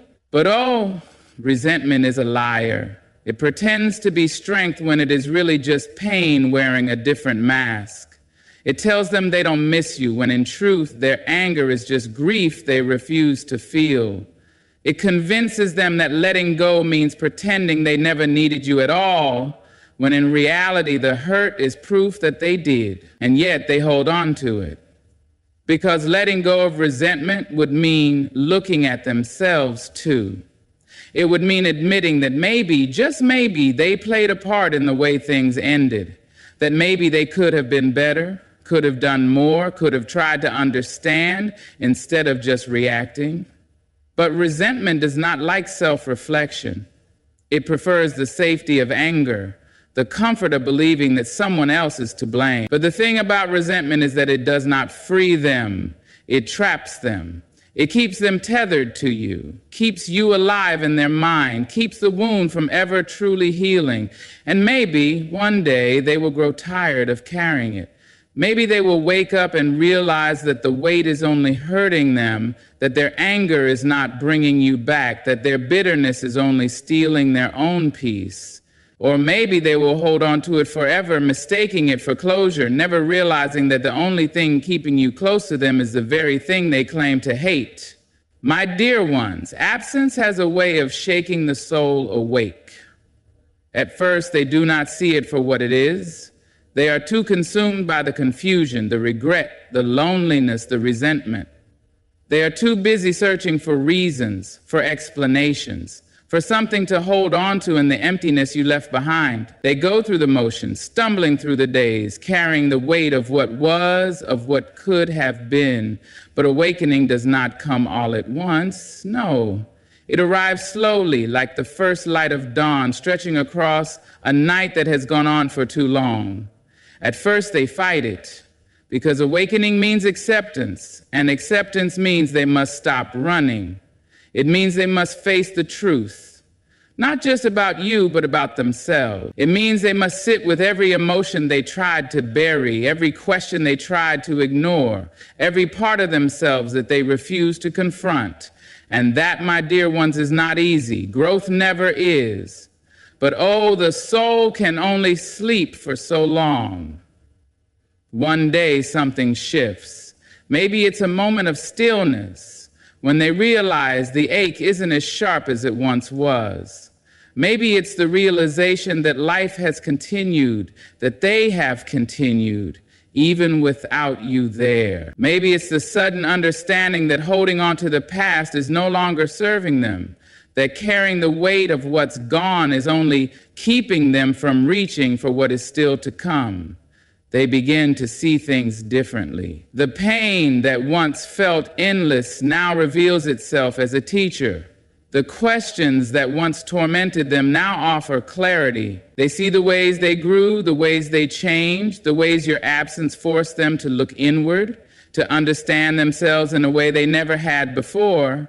And oh, they begin to understand that your leaving was not just about loss. It was also about transformation. They realize they are stronger than they thought, that they have survived what they once believed would break them, that they have faced their own darkness, and found light on the other side. They begin to let go, not in anger, not in sorrow, but in peace. Not because they have forgotten you, but because they have finally learned how to carry your absence without letting it weigh them down. And then one day they wake up and the world looks different. The air feels lighter, the colors seem brighter, and for the first time in a long time, they feel free. Free from the questions, free from the pain, free from the version of themselves that was still clinging to what had already passed. They look back and they do not feel anger, nor regret, nor sorrow. Only gratitude for the love, for the lessons, for the journey that led them to exactly where they were always meant to be. Change does not ask for permission. It does not knock politely at the door, waiting to be invited in. No, change comes like a storm, like a tide, like a force greater than anyone can hold back. And when you disappear, when your presence fades into memory, those left behind cannot escape the shift that follows. At first, they resist it because change is uncomfortable, unfamiliar. It demands that they move, that they adjust, that they accept what they never wanted to accept. They cling to the past, to the way things used to be, hoping that if they hold on tight enough, time will fold itself backward and bring you home. But time does not move that way, and neither does change. Slowly, the world rearranges itself. The spaces you once filled begin to feel different. The routines they once shared with you now belong to them alone. The moments that once felt ordinary now hold a different weight, a different meaning. They notice how silence lingers in the places where your voice used to be, how laughter sounds different without you there to share it. But change is not just about loss. No, my dear ones. Change is also about becoming, and whether they like it or not, your absence shapes them. It forces them to see themselves in a new way. It challenges them to move forward, even when they wish they could stay still. At first they struggle. They wonder who they are without you. They wonder if they will ever feel whole again, if the version of themselves that existed when you were around is now lost forever. But time, oh, time is patient. It moves even when they do not want it to, pulling them forward inch by inch until one day they realize they have changed. Maybe they speak differently now, softer or stronger. Maybe they carry themselves with a little more caution or a little more confidence. Maybe they have learned to embrace solitude. Or maybe they have opened themselves up to new people, new experiences, new ways of being. Maybe they have stopped waiting for the past to return and have finally started stepping into the future that has been waiting for them all along. They do not wake up one morning and suddenly feel different.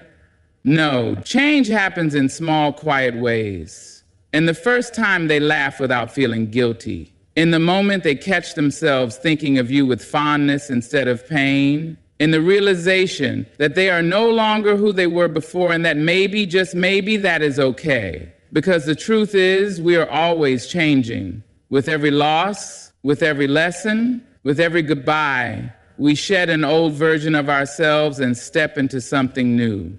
And your absence, as painful as it may have been, was part of that transformation. It forced them to grow in ways they never expected, to become someone they might not have recognized before. And one day they will look back and see that change was never the enemy. It was simply the path they were meant to walk all along.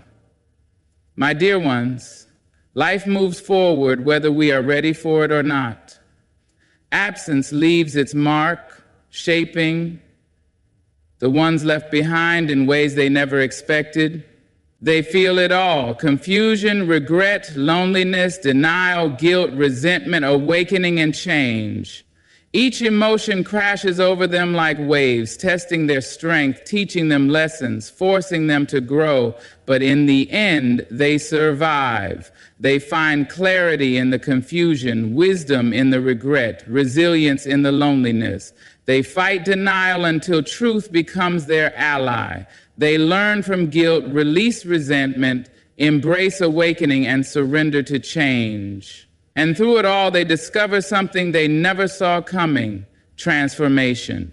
The pain does not break them, it rebuilds them.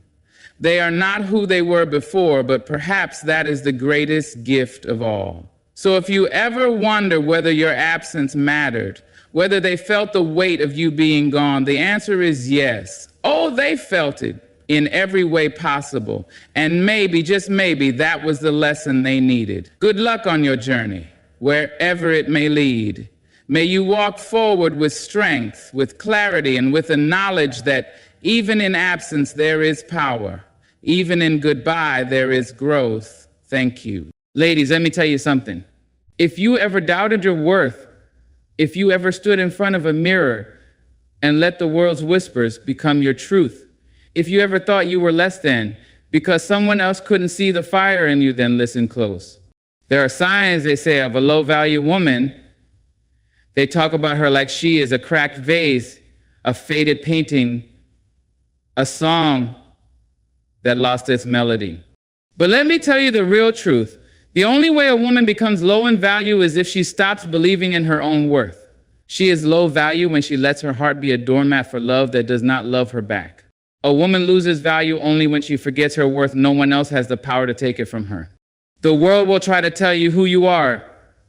It will dress you up in labels, wrap you in expectations, and whisper in your ear that your value is something that can be measured, something that can be given and taken away.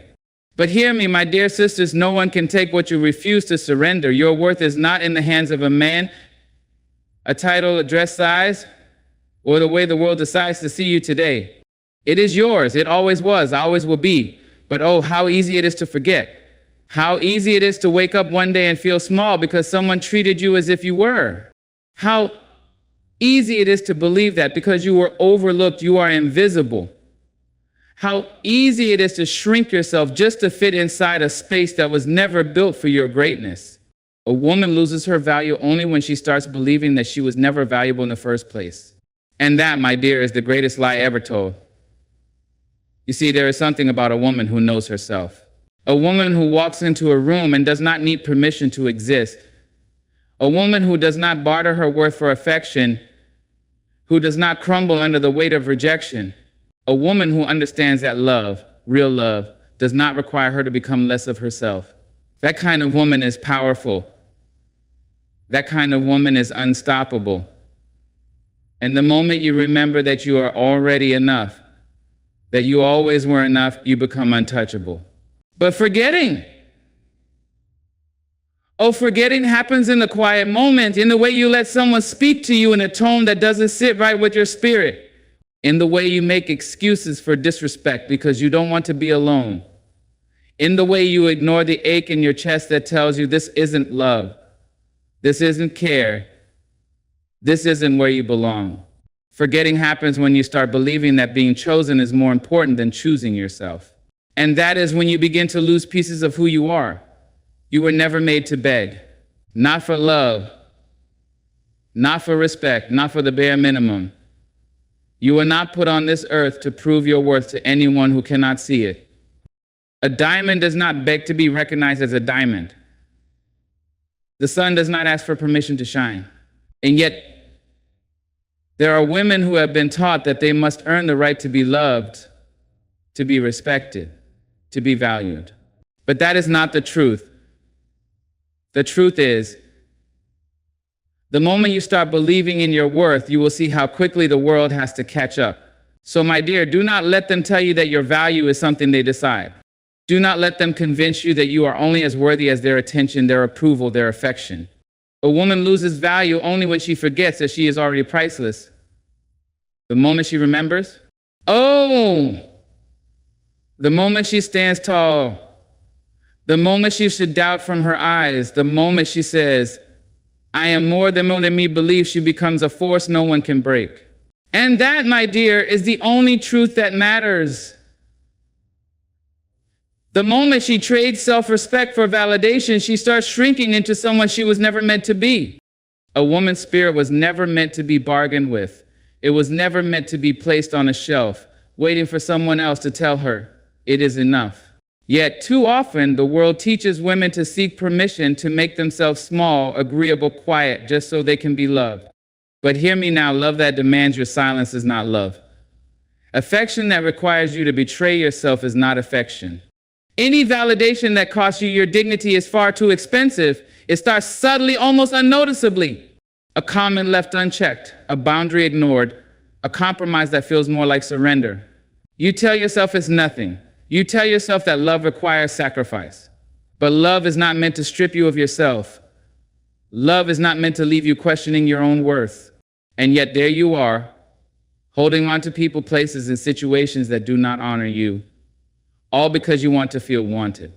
And oh, how dangerous that is to crave validation so deeply that you forget you never needed it in the first place. When a woman begins to prioritize approval over self-respect, she starts making herself smaller to fit inside someone else's idea of who she should be. She starts speaking softer, laughing quieter, dimming her light, just to make sure she doesn't shine too brightly for those who fear her radiance. She begins to trade her wholeness for the illusion of belonging.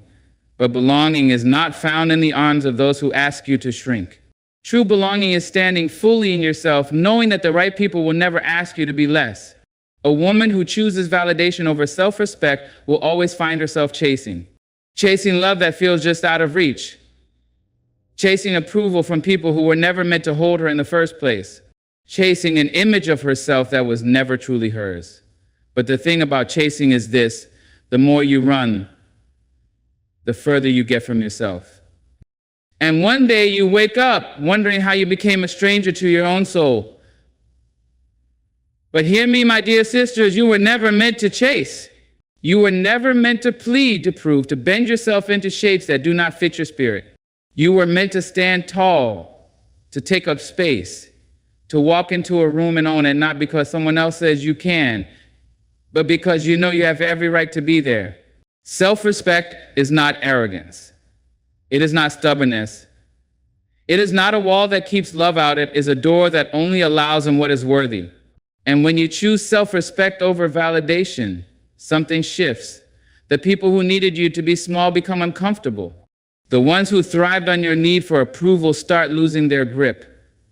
And suddenly you are no longer easy to manipulate, no longer willing to settle, no longer satisfied with anything less than what honors your soul.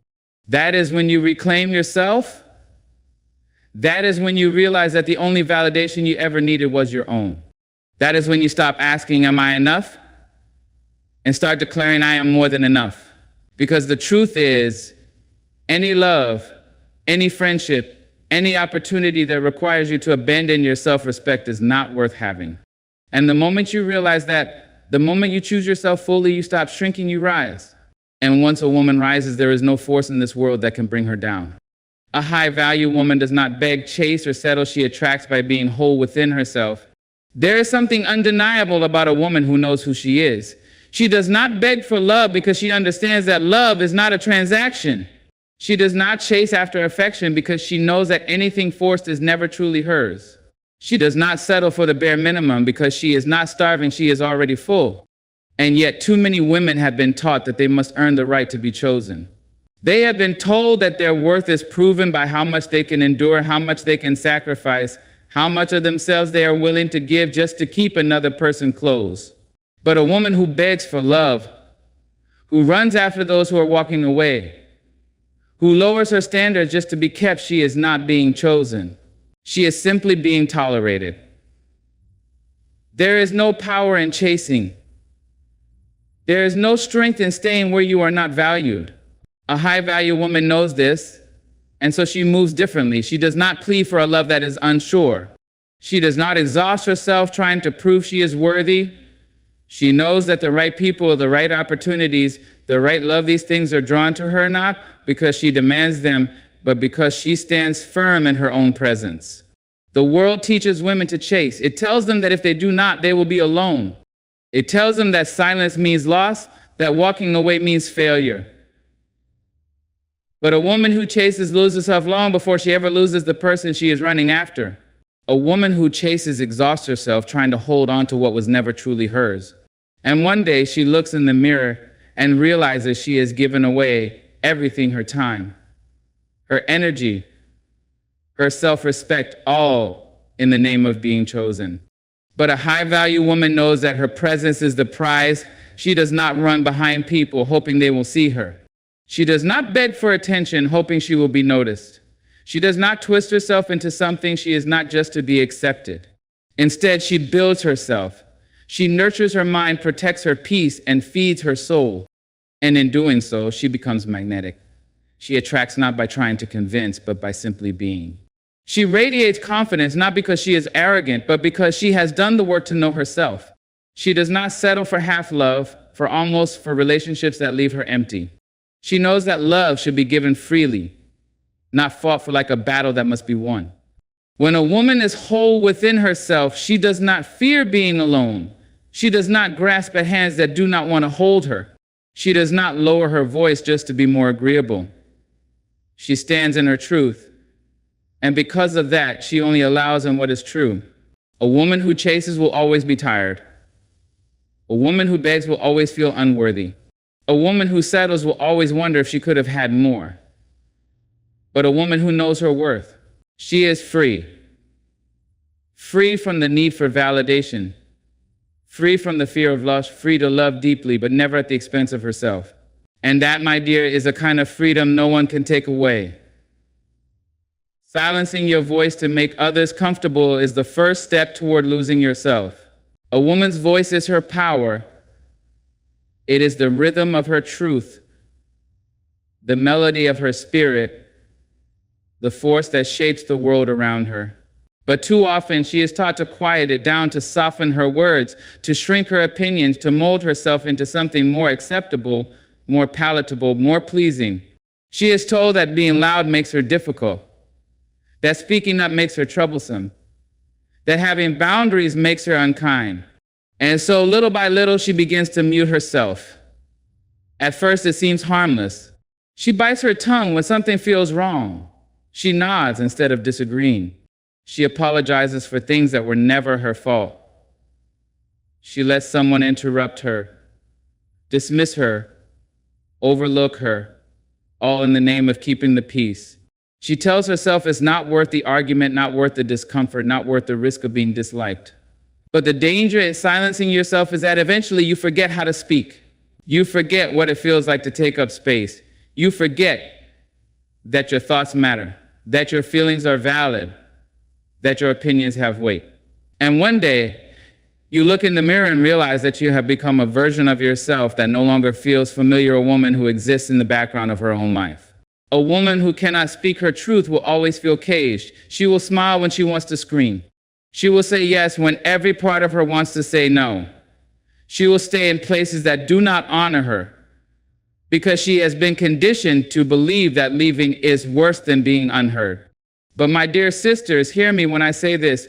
A woman who knows her worth does not ask for permission to be heard. She does not lower her voice so others can remain comfortable in their ignorance. She does not let the fear of being too much force her into being less than she is. A high-value woman understands that her voice was never meant to be hidden, it was meant to be used. And when she finds it, when she finally allows herself to speak without fear, without apology, without hesitation, something shifts. The people who benefited from her silence begin to retreat. The ones who only valued her compliance grow uneasy. But the ones who truly respect her, they listen. Because a woman who speaks with confidence, who owns her words, who refuses to let the world dictate her truth, that is a woman who commands presence without ever needing to beg for it. The world may not always like a woman who speaks her mind, but that is not her burden to carry. She was not put here to make others comfortable at the expense of her own soul. She was not created to sit quietly in the shadows, nodding along to things she does not believe in. She was born to stand, to be bold, to carve a space for herself that cannot be ignored. So do not be afraid to speak. Do not be afraid to take up space. Do not be afraid to disrupt, to challenge, to demand. Your voice is your power, and the moment you claim it, you reclaim yourself. And once a woman reclaims herself, there is no force in this world that can silence her again. Your peace is not a currency. Never spend it on people who cannot afford to value you. A woman's peace is her power. It is the stillness in her mind, the calm in her heart, the certainty in her soul that tells her she is exactly where she is meant to be. But too often she is asked to trade that peace for the illusion of love, for the comfort of company, for the approval of those who do not even recognize her worth. She is told that sacrifice is the price of belonging, that bending until she breaks is the cost of being loved. And so she gives and gives and gives until there is nothing left of her but exhaustion and regret. At first, it feels like compromise. She tells herself that love requires effort, that relationships require work, that friendships require patience. She convinces herself that the discomfort is temporary, that the anxiety will pass, that if she just holds on a little longer, things will get better. But when a woman continuously sacrifices her peace for people who do not value her, it is not love, it is self-betrayal. A woman who gives away her peace will always find herself running on empty. She will wake up tired before the day even begins. She will carry the weight of other people's problems on her back, mistaking it for kindness, mistaking it for duty. She will answer calls she does not want to take, engage in conversations that drain her, entertain relationships that bring more harm than healing, all because she has been taught that it is selfish to choose herself. But tell me, what is left of a woman who has nothing left to give? What remains of her spirit when she has poured herself out for people who never once thought to pour back into her? A woman who trades her peace for validation, for companionship, for the fear of being alone, she does not find love. She finds exhaustion. And a tired woman cannot build, cannot dream, cannot rise. A high-value woman knows this. She understands that her peace is not a luxury, it is a necessity. She protects it with the same care that she protects her body, her heart, her soul. She does not allow chaos to take up residence in her life. She does not entertain people who thrive on drama, who bring nothing but confusion, who take and take but never give.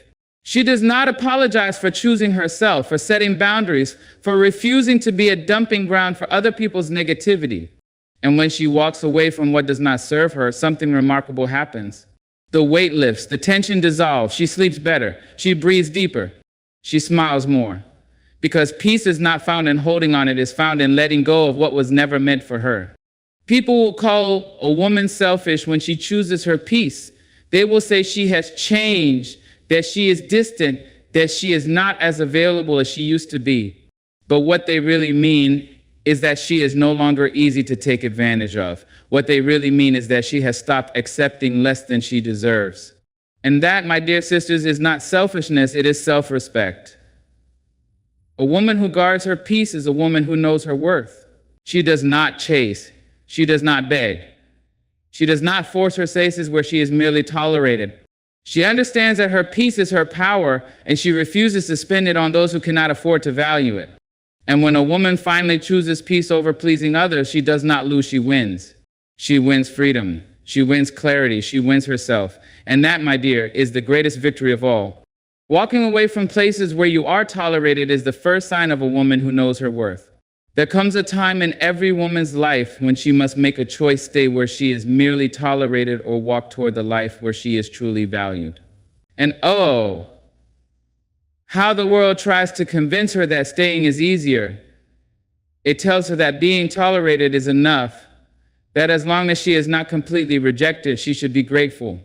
It teaches her to settle for half-hearted love, for lukewarm friendships, for spaces where she is seen but never truly celebrated. At first, she convinces herself that it is okay. She tells herself that some love is better than no love, that some attention is better than being ignored. She learns to survive on breadcrumbs, on moments of affection that never last, on words that sound like love but never feel like it. She makes excuses for those who treat her as an afterthought, who only reach for her when it is convenient, who keep her around but never truly choose her. But a woman who knows her worth does not settle for being tolerated. She does not beg for a seat at a table where she is only half welcome. She does not dim her light to make others more comfortable. She does not waste her time in places where she has to shrink just to fit. A high-value woman understands that being tolerated is not the same as being loved. Being included is not the same as being valued. Being present is not the same as being cherished. And so she walks, Not because it is easy, not because she does not care, but because she has finally learned that love should not feel like an obligation. She walks because she has spent too much time proving herself to people who never truly saw her. She walks because she refuses to be a second choice, a backup plan, a convenience. She walks because she knows that true belonging does not require her to fight for space. It welcomes her without question. The moment a woman chooses to leave spaces that do not honor her, everything changes. At first, the world will try to make her doubt herself. It will whisper that she is asking for too much, that she should have been more patient, more willing to settle. People will call her difficult, high maintenance, ungrateful.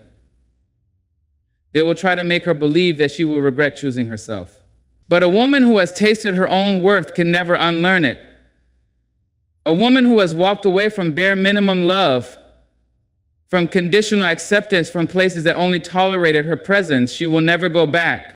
Because once she sees what she truly deserves, once she realizes that there is a world beyond settling, once she understands that she does not have to beg for what is meant for her, she will never again be satisfied with less. And this is where she begins to rise. This is where she stops chasing and starts attracting. This is where she stops waiting for others to choose her and starts choosing herself. She begins to draw in people who see her, who value her, who celebrate her, not because she begged, not because she proved herself worthy, but because she walked boldly in the truth of her own worth. A woman who walks away does not lose, she gains. She gains freedom from spaces that made her doubt herself. She gains clarity about what she deserves. She gains peace, power, and purpose. And when she finally steps into a place where she is valued, when she finally experiences love that does not require her to shrink, she will look back and realize that leaving was not the end, it was the beginning. And that, my dear, is the moment she truly becomes unstoppable. Loving yourself is not a luxury, it is the foundation of everything you allow into your life. A woman who does not love herself will always find herself at war with the world. She will accept less than she deserves because she does not believe she is worthy of more. She will tolerate mistreatment because she has not yet learned to treat herself with kindness.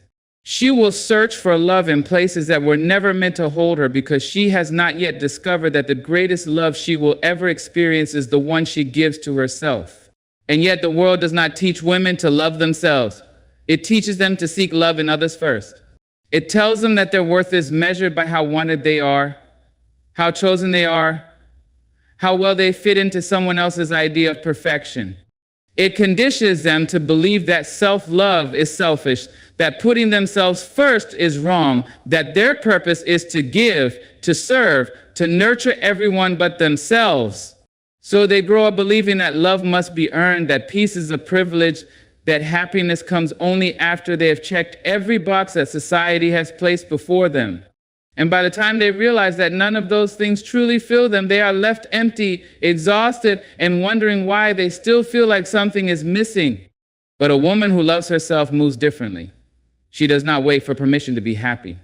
She does not ask the world if she is enough. She does not hand over the key to her joy and hope that someone else will unlock it for her. She understands that love is not something she has to chase, it is something she must cultivate within. And when she does, everything shifts. She no longer settles for almost love, for half-your gestures, for relationships that leave her questioning her worth. She no longer lingers in places that drain her spirit, hoping they will one day nourish her. She no longer seeks validation from people who do not even know how to value themselves. Instead, she chooses differently. She chooses herself. Loving yourself is not about arrogance. It is not about closing yourself off to love from others. It is about knowing that no love, no relationship, no opportunity is worth having if it comes at the expense of your self-respect. It is about understanding that your peace, your happiness, your wholeness should never be negotiable.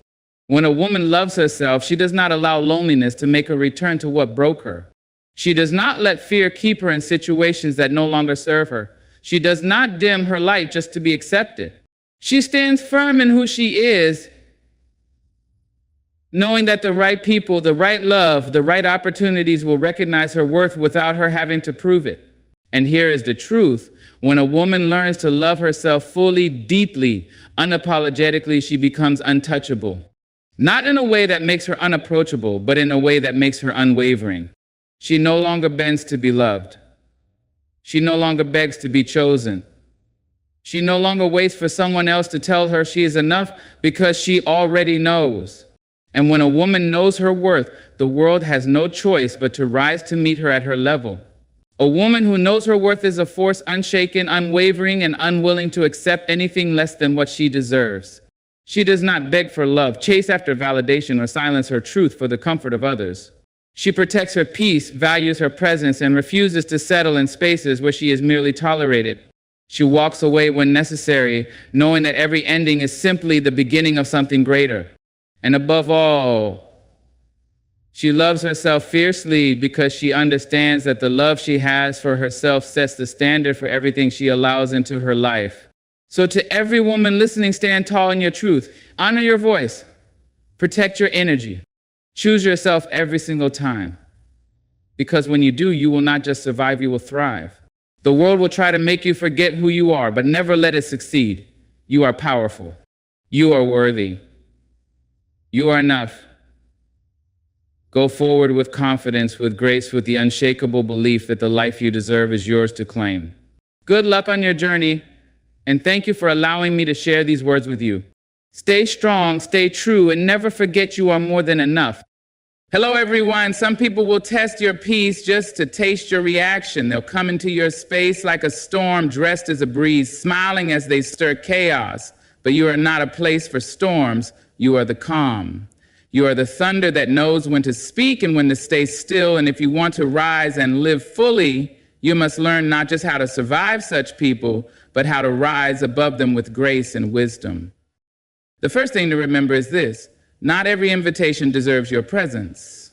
Toxic people thrive on your energy. They feed on your reaction, your confusion, your need to fix what they keep breaking. So the clever thing to do is not to argue, but to observe. Stay silent when the bait is thrown. Let them drown in their own noise. You do not have to attend every argument you're invited to. You do not have to dance with their drama. The second way is to keep your power close. Do not hand it out in the name of kindness or understanding. Kindness does not mean letting someone trample your boundaries. Understanding does not mean accepting disrespect. It's perfectly loving to say no. It's perfectly kind to walk away. Keep your peace sacred. Guard your joy like a candle in the wind. Let no one's bitterness blow it out. Third, speak truth to yourself. Don't let their lies become your reflection. When someone keeps belittling you, ignoring you, twisting your words, it can make you doubt your worth. But don't you forget who you are. You are not what they say in anger. You are not what they say in jealousy. You are what you know in your spirit when the world is quiet and you are honest with yourself. Speak that truth and let it echo louder than their noise. Fourth, give yourself the gift of distance. You don't have to cut them off in rage. Just step back. Reclaim your space inch by inch. Protect your peace moment by moment. You can love someone and still love yourself more. You can forgive someone and still walk away. You can understand someone's pain and still choose not to be the place they dump it. Fifth, surround yourself with light. Find the ones who lift you when you stumble. Keep company with those who speak your name with love. Let their laughter soften your stress and their hope refill your cup. Toxic people lose their grip when you stop being lonely. Community is armor. Friendship is medicine. Let yourself heal in the warmth of people who wish you well. Sometimes the most powerful move you can make is no move at all. When someone comes at you with their anger dressed as concern, with their sarcasm wrapped in a smile, with their manipulation hidden in false praise, your silence is not weakness, it is wisdom. Because toxic people are not always loud. Sometimes they are subtle, calculated, and persistent. They feed off your energy like it's their right. They poke and prod until you explode. Then wear your reaction like proof that you were the problem all along. But you know better. You've learned that not every fire needs your fuel. Silence, when used with intention, is a clever kind of strength. It disarms the drama. It stops the cycle. It gives you time to think, to breathe, to see clearly. When you choose not to react, you give yourself the gift of space. space between their chaos and your calm, between their projection and your truth. And in that space, you begin to remember who you are. You are not made for drama. You are not built to be someone's emotional punching bag. You are not here to explain your worth to someone who is too blind to see it. So when you feel the urge to defend yourself, pause. When you feel the heat rising in your chest, pause. Breathe. Let your silence be the mirror they can't handle. Let it reflect their behavior back to them without giving them the satisfaction of your pain. There will be times when you're tempted to say everything you're feeling. You want to call them out, prove your side, demand justice. But often that leads nowhere because people who thrive on toxicity don't want understanding.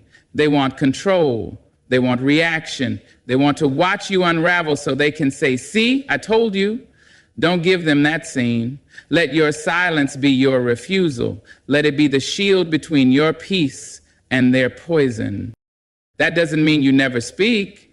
It doesn't mean you suppress your feelings. It means you choose your moments with care. You speak when your heart is steady, not shaking. You respond when your words are aligned with wisdom, not anger. Because cleverness isn't just in saying the right thing. It's in knowing when to say nothing at all. In choosing silence over reaction, you also choose clarity. You begin to see who is really for you and who only shows up when they want something. You notice patterns that once slipped past you. You recognize the emotional traps. Silence sharpens your awareness, and awareness is power. And let's not forget, silence is not just for them, it's for you too. It's the space where healing begins. It's the pause where strength gathers. It's the breath before the next chapter. When you no longer feel the need to react to someone's chaos, you know you've reclaimed your power, you've shifted the balance, you've changed the game. You are not here to win arguments. You are here to protect your soul.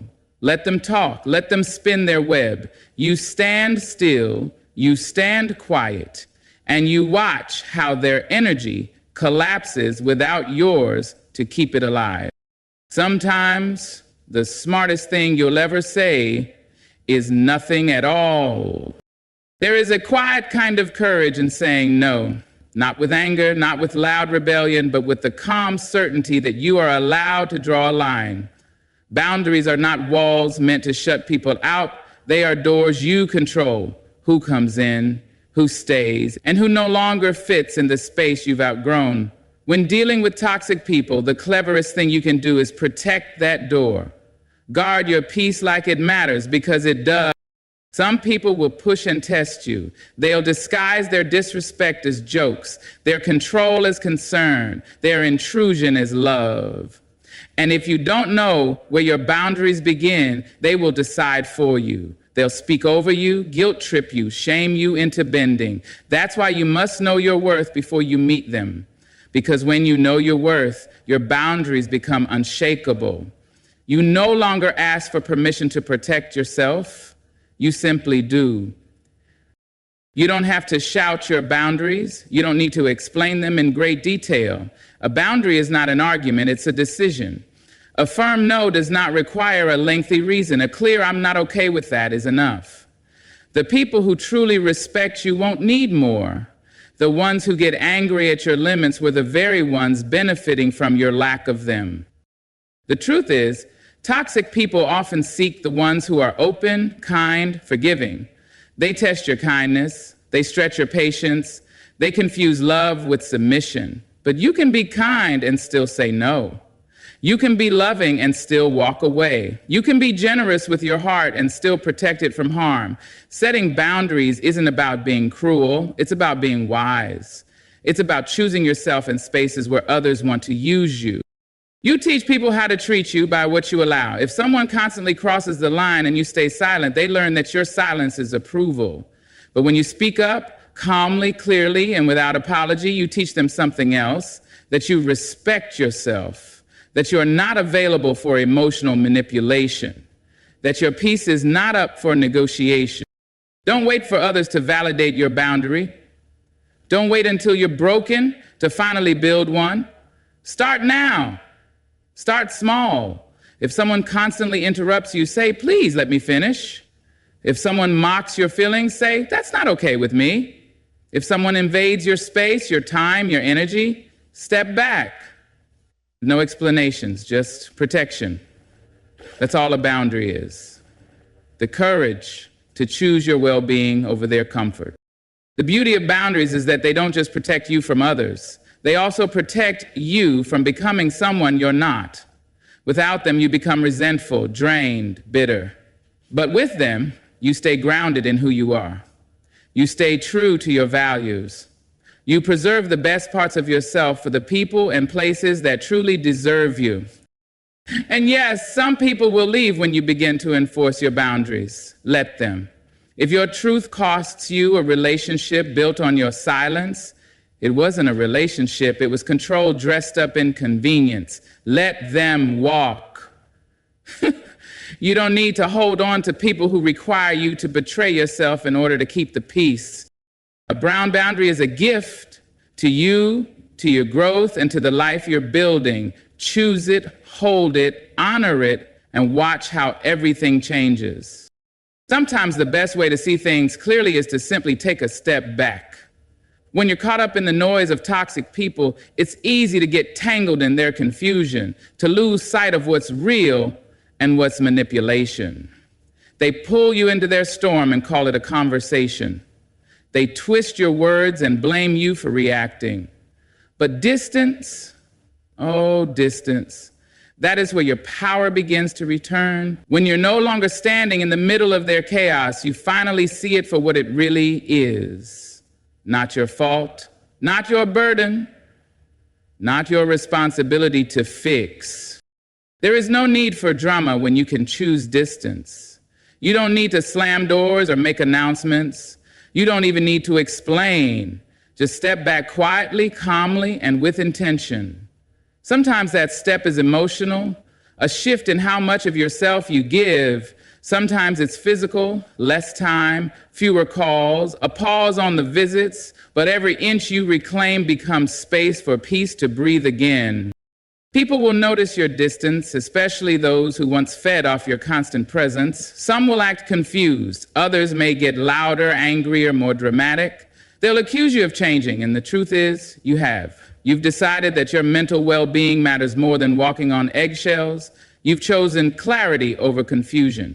You've realized that staying close to people who constantly hurt you is not loyalty, it's self-betrayal. Distance is not always about cutting people off. It's about creating room to breathe, to think, to reconnect with yourself. When you're too close to toxicity, you begin to adapt to it. You begin to accept it as normal. But once you step away even just a little, you start to remember how peace feels. You remember what it's like to laugh without tension, to speak without fear, to rest without replaying conversations in your head. The truth is, not everyone deserves access to you. Just because someone wants your time doesn't mean they've earned it. Just because they call doesn't mean you have to answer. Just because they apologize doesn't mean the cycle won't repeat. Creating distance is not about punishing them, it's about protecting yourself. It's about choosing your health, your energy, your healing, and that is more than clever. That is survival with grace. The moment you allow yourself space from toxic energy, you begin to rise. You start hearing your own voice again, the one that got drowned out by their shouting, their guilt, their constant criticism. And that voice, your inner truth, will always guide you right. But you can only hear it in the stillness, in the quiet moments distance brings. That's when you begin to see patterns, to recognize your own growth, to understand that you never needed their approval to stand tall. And yes, distance might make some people uncomfortable. It might make you uncomfortable at first too. But discomfort is often the doorway to transformation. Give yourself permission to choose it. Let the silence stretch. Let the space grow. Let the storm pass without you in the center of it. You don't need to burn bridges. You just need to stop building them for people who only walk across to hurt you. Take your step back, breathe in peace, and keep moving forward no matter how slow it feels. You owe no one proximity that costs you your peace. There comes a moment when you must stop shrinking to fit inside someone else's version of you. Toxic people will try to make you question your intentions, your kindness, even your goodness. They'll twist your words, mock your dreams, and turn your silence into guilt. They'll make you feel like you're the problem, like your truth is too much, like your needs are unreasonable. And in that space of confusion, you may find yourself working harder just to be understood by someone who is committed to misunderstanding you. But you don't have to live in that place. You don't have to explain your heart to someone who keeps walking over it. Seeking approval from someone who thrives on making you doubt yourself is not love, it's captivity. And it's time to walk out of that cage. You are not responsible for proving your worth to anyone. Your value is not up for debate. It is not earned through constant explanations or desperate validation. It simply is. You were born with it, and no amount of someone else's judgment can erase it. When you stop chasing the approval of toxic people, you begin to reclaim the energy you were giving away. You stop tiptoeing, stop rehearsing your words, stop trying to be perfect just to keep the peace. You begin to breathe again. You start hearing your own voice, the one that says, you are enough as you are. And once you hear that voice clearly, you'll wonder why you ever let someone else speak louder than it. Some people don't want resolution, they don't want understanding, they want control. And when you try to explain yourself to them, you're playing their game, you're handing them the power to define you. But you don't owe anyone an explanation for your peace, your distance, your healing.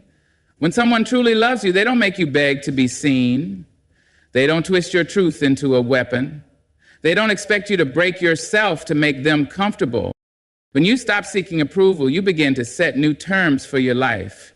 You become the narrator of your own story instead of letting someone else write the script. You no longer filter your joy through someone else's judgment. You no longer wait for permission to be happy, to be strong, to be whole. And that kind of freedom, quiet, steady, powerful, is what toxic people fear the most. Because they lose their grip when you stop explaining. They lose their control when you stop needing their validation. They lose their influence when you finally realize that peace is not something you earn by pleasing others. It's something you claim by honoring yourself. You can walk away without a scene. You can choose your truth without loud declarations. You can smile, breathe, and keep walking, knowing that the only approval you ever needed was your own. You were never meant to live small just to make others feel big. You were never meant to live in fear of disapproval. You were meant to live in truth, in light, in peace. And it begins the moment you stop trying to convince someone of your worth and simply live like you already believe it. There is something deeply healing about being around people who want nothing from you but your joy. When you've been dealing with toxic energy, with manipulation, with cold silences and sharp words, you begin to forget what healthy connection feels like. You get used to the tension, the walking on eggshells, the pretending that everything is fine just to keep things from falling apart. But then you meet people, or remember people, who speak to you gently, who look at you like you matter, who lift you without asking anything in return. And suddenly, your shoulders drop. You breathe a little easier. You feel seen again. The truth is, the company you keep is a reflection of what you're willing to accept. When you surround yourself with people who drain you, you start to believe that love is supposed to hurt, that friendships must come with conditions, that being close to someone means constantly sacrificing your own peace. But it's not true. Real love, real friendship nourishes you. It waters your spirit. It makes you feel like home, not like a battlefield. So if you want to deal with toxic people in a clever way, fill your life with those who aren't toxic. The more light you let in, the more the darkness fades. The more you sit with laughter, honesty, and support, the less tolerance you have for manipulation and drama. And it's not about cutting people off with bitterness. It's about choosing environments that remind you of your worth. It's about growing toward warmth, not away from pain. The people you surround yourself with shape your reality. If you're always with people who belittle your dreams, you'll shrink them. If you're always with people who ignore your feelings, you'll start to doubt they matter. But when you're with people who clap when you rise, who hold you steady when you fall, who let you cry without making it about them, that's when you remember who you are. That's when your spirit begins to heal. Sometimes we keep toxic people close because we feel we have no choice. Maybe they're family, maybe they've been in our lives a long time. But choosing who gets access to your heart isn't cruelty, it's wisdom. And even if you can't remove certain people entirely, you can choose to spend more time with those who lift you. You can choose joy, laughter, realness. You can choose peace. It might be a friend who listens without judging. It might be a mentor who reminds you of your strength. It might even be a quiet place where you can think and breathe. Surrounding yourself with light isn't always about people. Sometimes it's about creating moments that restore you, reading something that inspires you, sitting in silence that doesn't feel empty, doing something that makes your soul feel safe again. And the beautiful thing is, the more time you spend in healthy spaces, the easier it becomes to walk away from unhealthy ones. You start to recognize what doesn't feel right. You stop second guessing your gut. You realize that peace isn't just something you dream of, it's something you can build, one choice at a time. Healing doesn't always come in grand gestures. Sometimes it comes in quiet mornings with someone who sees you. Sometimes it comes in shared laughter that echoes louder than any cruel word ever spoken. And sometimes it comes in the gentle decision to say, I deserve more than this. So give yourself that. Give yourself people and spaces that reflect your light back to you. Let your life be full of energy that feeds your growth, not your fear. Let your peace be protected by the company you keep. Growth is a quiet kind of resistance. It doesn't always make noise. It doesn't always announce itself. But it shows up in the way you no longer respond to things that used to shake you. It shows up in how you choose peace over proving a point, how you let go instead of chasing, how you rise without needing applause. When you grow, toxic people start losing their grip, not because they've changed, but because you have. You no longer meet them at their level. You see the game for what it is and you choose not to play. At one time, you might have bent over backwards to keep the peace, explained yourself again and again, hoping to be understood, lowered your voice and your spirit just to keep someone else comfortable. But that version of you is gone now. Not because you stopped caring, but because you started caring more about yourself. Growth is not just learning how to deal with toxic people. It's learning how to stop being available to them. It's the quiet decision to no longer shrink, to fit inside their chaos. It takes courage to grow. It takes strength to choose healing when bitterness seems easier. But you've learned that staying stuck in pain only creates more pain. You've realized that outgrowing someone is not cruelty, it's clarity. And that clarity doesn't come from revenge or from trying to make them see your worth. It comes from walking forward, even if you're still hurting, even if your voice still shakes. Growth doesn't require perfection. It just requires movement, one step at a time, one truth at a time. You grow when you begin to forgive, not to let them off the hook, but to free yourself from the weight of their actions. You grow when you no longer feel the need to explain your healing. You grow when you no longer seek to prove your value to those who never cared to see it in the first place. And that kind of growth is not always visible. It's in the way you pause before reacting. It's in the way you now protect your boundaries like they are sacred ground. It's in the way you walk away with dignity instead of staying to argue. There's a quiet power in becoming someone who cannot be shaken by other people's noise. That doesn't mean you're cold. It means you're grounded. It means your emotions don't live on the edge of someone else's approval. You've anchored yourself in truth. Not the truth they fed you, but the one you've grown into on your own. And the beautiful part is, the more you grow, the more you attract what you deserve. Healthier friendships, real support, peace that doesn't come with a price, Toxic people will try to pull you back into the story where they held power, but you don't live there anymore. You've written a new chapter, one where your joy isn't negotiable, one where your silence isn't weakness but wisdom, one where your presence is a privilege, not a given. You don't have to prove to anyone that you've grown. You just have to keep living like you have. That's the cleverest way to deal with the ones who tried to keep you small. Become someone they can no longer reach, someone who is rooted, rising, and unbothered by the noise they still try to make.